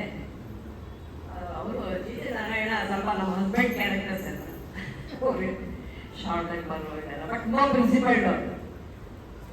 ನಮಗೆ ಸ್ವಲ್ಪ ತುಂಬ ಎದುರ್ಕೋತಾ ಇದ್ವಿ ಅವರಿಗೆ. ಬಟ್ ಜೀವನದಲ್ಲಿ ತುಂಬ ನಾವು ಎಷ್ಟು ಚೇಂಜ್ ಆಗಲಿ ಅಂದರೆ ನಮಗೆ ಊಹಿಸೋಕೆ ಆಗಲ್ಲ. ಅಡಾಪ್ಟ್ ಮಾಡಿಸ್ತಾ ಇದ್ರು ಎಲ್ಲರಿಗೂ. ಆಮೇಲೆ ಏನು ಮಾಡಿದ್ರು ಅವರು ಪರ್ಮನೆಂಟ್ ಆಗಿರ್ಬೇಕು. ಒಂದು ಇದು ಪ್ರತಿಯೊಂದು ಪುಸ್ತಕ ಒಂದು ಕ್ಲಾಸಿಫಿಕೇಶನ್ ನಂಬರ್ ಅಂತ ಇತ್ತು. ಅದನ್ನ ಮುಂಚೆ ನಾವು ಪೇಸ್ಟ್ ಮಾಡ್ಬಿಡ್ತಾ ಇದ್ವಿ, ಅದು ಹೊರಗೋಗ್ತಾ ಇತ್ತು. ಅದು ತುಂಬ ಟೆಂಪ್ರರಿ ಆಗಿತ್ತು. ಅದನ್ನ ಎಲ್ಲ ಪೇಂಟರ್ ಬರ್ಸ್ತಾ ಇತ್ತು. ಯಾಕೆಂದ್ರೆ ಪರ್ಮನೆಂಟ್ ಆಗಿರ್ಬೇಕು, ಬರೆಯಬೇಕಾಗಿರ್ಬೇಕು. ಒಂದ್ಸಲ ಬರ್ಬಿಟ್ರೆ ಅಂತ ಅದೊಂದು ಅಡಾಪ್ಟ್ ಮಾಡಿಸಿದ್ರು. ಆಮೇಲೆ ಒಂದ್ಸಲ ಅವರು ಫಾರಿನ್ ಹೋಗಿದ್ರು, ಸೆಮಿನಾರ್ ಇತ್ತು. ಅಲ್ಲಿ ನಾವೆಲ್ಲ ಕೇಳಿದ್ವಿ, ಸರ್ ನೀವೇನು ಮಾತಾಡಿದ್ರಿ? ಅದಕ್ಕೆ ಟೈಮ್ ಕೊಟ್ಟರು, ನೀವು ಗೆಸ್ ಮಾಡ್ಕೊಂಡು ಬಂದಿದ್ರು. ಆಮೇಲೆ ನಾವೆಲ್ಲ ಏನು ಮಾಡಿದ್ರು ಬರೀ ಇನ್ಫಾರ್ಮೇಶನ್ ಮೇಲೆ ತಲೆ ಓಡ್ತಾ ಇದ್ದೆ. ಆಮೇಲೆ ಅವ್ರು ಕೇಳ್ತಿಲ್ಲ, ನಾನು ಸೌತ್ ಕೆನಡಾದಿಂದ ಬಂದಿದ್ದೀನಿ, ಅದಕ್ಕೆ ನಮ್ಮ ಇದೆಲ್ಲ ತೋರ್ಸಕ್ಕೋಸ್ಕರ ನಾನು ಒಂದು ಸ್ಪೀಡ್ ಪ್ರಿಪ್ರೇಷನ್, ಜಾಬ್ ಪ್ರಿಪ್ರೇಷನ್ ಹೇಳಿದೆ. ಎಲ್ಲರೂ ಆಶ್ಚರ್ಯ ಆಗೋಯ್ತು. ಏನು ಕಾಲೇಜಲ್ಲಿ ಸೆಮಿನಾರಲ್ಲಿ ಇದನ್ನ ಸ್ಪೀಡ್ ಪ್ರಿಪ್ರೇಷನ್ ಪೂರ್ತಿ ಡೆಮಾನ್ಸ್ಟ್ರೇಷನ್ ಮಾಡಿ ತೋರಿಸ್ಬಿಟ್ಟೆ. ಅದು ತುಂಬ ಖುಷಿ ಆಯ್ತು ಹೇಳಿ. ಆಮೇಲೆ ನಾನು ಸ್ವಲ್ಪ ಲೇಟಾಗಿ ಹೋಗ್ತಾ ಇದ್ದೆ ಆಫೀಸ್ಗೆ. ಮನೆಗೆ ತುಂಬ ತೊಂದರೆಗಳು ಮಕ್ಕಳಿದ್ದಾರೆ ಆಯಿತು. ಆಮೇಲೆ ನಮ್ಮ ಹಸ್ಬೆಂಡ್ ಡೆಲ್ಲಿಲಿ ಇದ್ರು, ಅದಕ್ಕೆಲ್ಲ ಸ್ವಲ್ಪ ಕನ್ಸೆಷನ್ ಕೊಟ್ಟಿದ್ರು. ಅದಕ್ಕೆ ನಮ್ಮ ಹಸ್ಬೆಂಡು ಡೆಲ್ಲಿಯಿಂದ ಅವ್ರ ಮೇಲೆ ಕೇಳಿದ್ರು, ಸರ್ ನಾನು ದಿನ ಲೇಟಾಗಿ ಬರ್ತಾ ಇದ್ದಲ್ಲ, ನೀವೇನು ಪನಿಷ್ಮೆಂಟೇ ಕೊಟ್ಟಿದ್ರು. ಅದಕ್ಕೆ ಎಕ್ಸೆಪ್ಷನಲ್ ಕೇಸ್ ಅಂತ ನನ್ನ ಬಗ್ಗೆ ಇದೆ. ಅವ್ರ ಬಗ್ಗೆ ಮಾತಾಡೋದು ತುಂಬ ಇದೆ, ಪದಗಳು ಸಿಗ್ತಾ ಇಲ್ಲ. ತುಂಬ ಸಿಂಪ್ಲಿಸಿಟಿ ಅವ್ರದ್ದು ವ್ಯಕ್ತಿತ್ವ. ಆಮೇಲೆ ಅವರು ನೋಡಿ ಕಲಿಯೋದು ತುಂಬ ಇತ್ತು, ಒಬ್ಬ ಇತ್ತು. ಬಟ್ ಅದಷ್ಟೇ ನಮ್ಮನ್ನ ಸಾರಿಗೆ ತಂದರು. ನಮ್ಮ ಲೈಬ್ರರಿ ಇಂಪ್ರೂವ್ ಆಗಿತ್ತು. ಅವರೇ ಕೌಂಟರ್ ಅಂತ ಹೇಳ್ಬೋದು. ಅವರಂತ ವ್ಯಕ್ತಿತ್ವ ನಾವು ನೋಡೇ ಇರಲಿಲ್ಲ. ಅಂತ ಅವ್ರು ಇರಬೇಕು. ಅವ್ರು ಇವತ್ತಿನ ನಾವು ಕಳ್ಕೊಂಡಿದ್ವಿ. ತುಂಬ ಬೇಜಾರಾಗ್ತಾ ಇದೆ. ಅದೇ ಏನು ಮಾತಾಡಬೇಕು ಅವರು. ಅದೇ ನಂಗೆ ಅವ್ರ ಬಗ್ಗೆ ಅದೇ ಕನಕದಾಸರ ಇದನ್ನು ಹೇಳಬೇಕು ಅಂತ ಇದೆ. ಹಿಮಾಲಯದಲ್ಲಿರುವ ಜೀವ ಕಂಬಗೋತ್ರ ಗೊಂಬೆಯಂತೆ ಎಂದಿಗಾದರೊಂದು ದಿನ ಸಾವು ತಪ್ಪದೋ, ಎಂದಿಗಾದರೊಂದು ದಿನ ಸಾವು ತಪ್ಪದೋ. ಹುಟ್ಟುತ್ತೇನೆ ತರಲಿಲ್ಲ, ಸಾಯುತ್ತೇನೋ ಒಯ್ಯಲಿಲ್ಲ. ಸುಟ್ಟು ಸುಣ್ಣದಾಯ್ತು ಈ ದೇಹ. ಹೊಟ್ಟೆ ಬಲು ಕೆಟ್ಟದೆಂದು ಎಷ್ಟು ಕಷ್ಟ ಮಾಡಿದರು. ಬಿಟ್ಟು ಹೋಗುವಾಗ ಗೇಡು ಬಟ್ಟೆ ಕಾಣರು, ಬಿಟ್ಟು ಹೋಗುವಾಗ ಗೇಡು ಬಟ್ಟೆ ಕಾಣರು. 10-8 ಲಕ್ಷ ಗಳಿಸಿ ಮತ್ತೆ ಸಾಲದೆಂದು ಪರದ ಅರ್ಥಕ್ಕಾಗಿ ಆಸೆ ಪಟ್ಟು ನ್ಯಾಯ ಮಾಡುವರು. ಬಿಟ್ಟಿ ಬೆಳೆಸುವುದೆಂದು ವ್ಯರ್ಥ ಚಿಂತೆಯನ್ನು ಮಾಡಿ ಸತ್ತು ಹೋದ ಮೇಲೆ ಅರ್ಥ ಯಾರಿಗಾಗುವುದು? ಸತ್ತು ಹೋದ ಮೇಲೆ ಅರ್ಥ ಯಾರಿಗಾಗುವುದು? ಹೆಣ್ಣು ಮಣ್ಣು ಊರು ತನ್ನಲ್ಲಿದ್ದು ಉಣ್ಣಲಿಲ್ಲ. ಅಣ್ಣ ತಮ್ಮ ತಾಯಿ ತಂದೆ ಬಯಸಲಾಗದು. ತನ್ನ ವಸ್ತ್ರ ಭಾಗಕ್ಕಾಗಿ ತನ್ನ ಸುಖವ ಕಾಣಲಿಲ್ಲ. ಮಣ್ಣು ಪಾಲು ಆದ ಮೇಲೆ ಯಾರಿಗಾಗುವುದು? ಬೆಳ್ಳಿ ಬಂಗಾರಿಟ್ಟುಕೊಂಡು ಒಳ್ಳೆಯ ವಸ್ತ್ರ ಹೊದ್ದುಕೊಂಡು ಚಳ್ಳ ಪಿಳ್ಳೆ ಗೊಂಬೆಯಂತೆ ಆಗಿ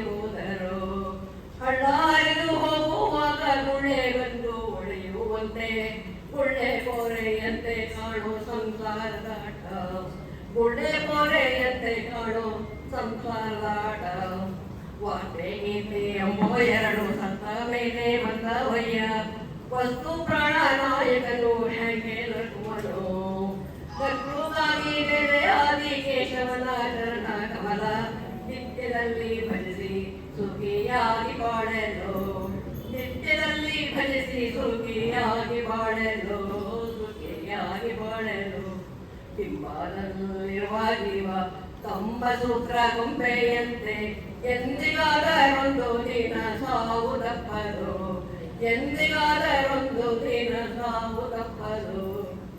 ಹರೇ ಶ್ರೀನಿವಾಸ.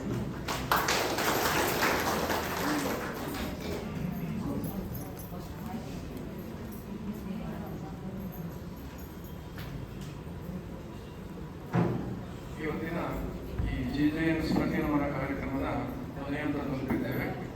ಜಿಜೆಎನ್ನವರ ಮೇಲಿನ ಪ್ರೀತಿ ವಿಶ್ವಾಸ ಅಭಿಮಾನಿಗಳಿಂದ ತಾವಿವರು ಬಂದು ಹೃದಯಪೂರ್ವಕವಾಗಿ ಭಾಗವಹಿಸಿದ್ದೀರಿ. ಇದಕ್ಕಾಗಿ ಜಿಜೆಎನ್ ಕುಟುಂಬದ ಪರವಾಗಿ ನಿಮ್ಮೆಲ್ಲರಿಗೂ ಧನ್ಯವಾದಗಳನ್ನು ಅರ್ಪಿಸುವುದು ನಮ್ಮ ಕರ್ತವ್ಯ ಮಾತ್ರವಲ್ಲ, ನಮ್ಮ ಭಾಗ್ಯವೂ ಕೂಡ. ಇಂದು ನಿಮ್ಮೆಲ್ಲರ ಜೊತೆ ಹಂಚಿಕೊಂಡ ಜಿಜೆಎನ್ ಸ್ಮೃತಿ ನಮ್ಮೆಲ್ಲರ ಮನದಲ್ಲಿ ಸದಾಕಾಲ ಹಚ್ಚ ಹಸಿರಾಗಿರುತ್ತದೆ. ಅದಕ್ಕಾಗಿ ನಿಮ್ಮೆಲ್ಲರಿಗೂ ಮತ್ತೊಮ್ಮೆ ಧನ್ಯವಾದಗಳು. ನೀವೆಲ್ಲರೂ ಊಟೋಪಚಾರವನ್ನು ಸ್ವೀಕರಿಸಿ ಹರಸಬೇಕೆಂದು ಕುಟುಂಬದವರ ಪರವಾಗಿ ಕೇಳಿಕೊಳ್ಳುತ್ತೇನೆ. ಕೊನೆಯದಾಗಿ ರುಕ್ಮಿಣಿ ಅಕ್ಕನವರಿಂದ ಒಂದು ಶ್ಲೋಕ, ಅದಾದ ಮೇಲೆ ಎಲ್ಲರೂ ಊಟಕ್ಕೆ ಕೆಳಗಡೆ ಹೋಗಬೇಕು ಕೇಳಿಕೊಳ್ತೇನೆ. ಧನ್ಯವಾದ. असतो मा सद्गमय तमसो मा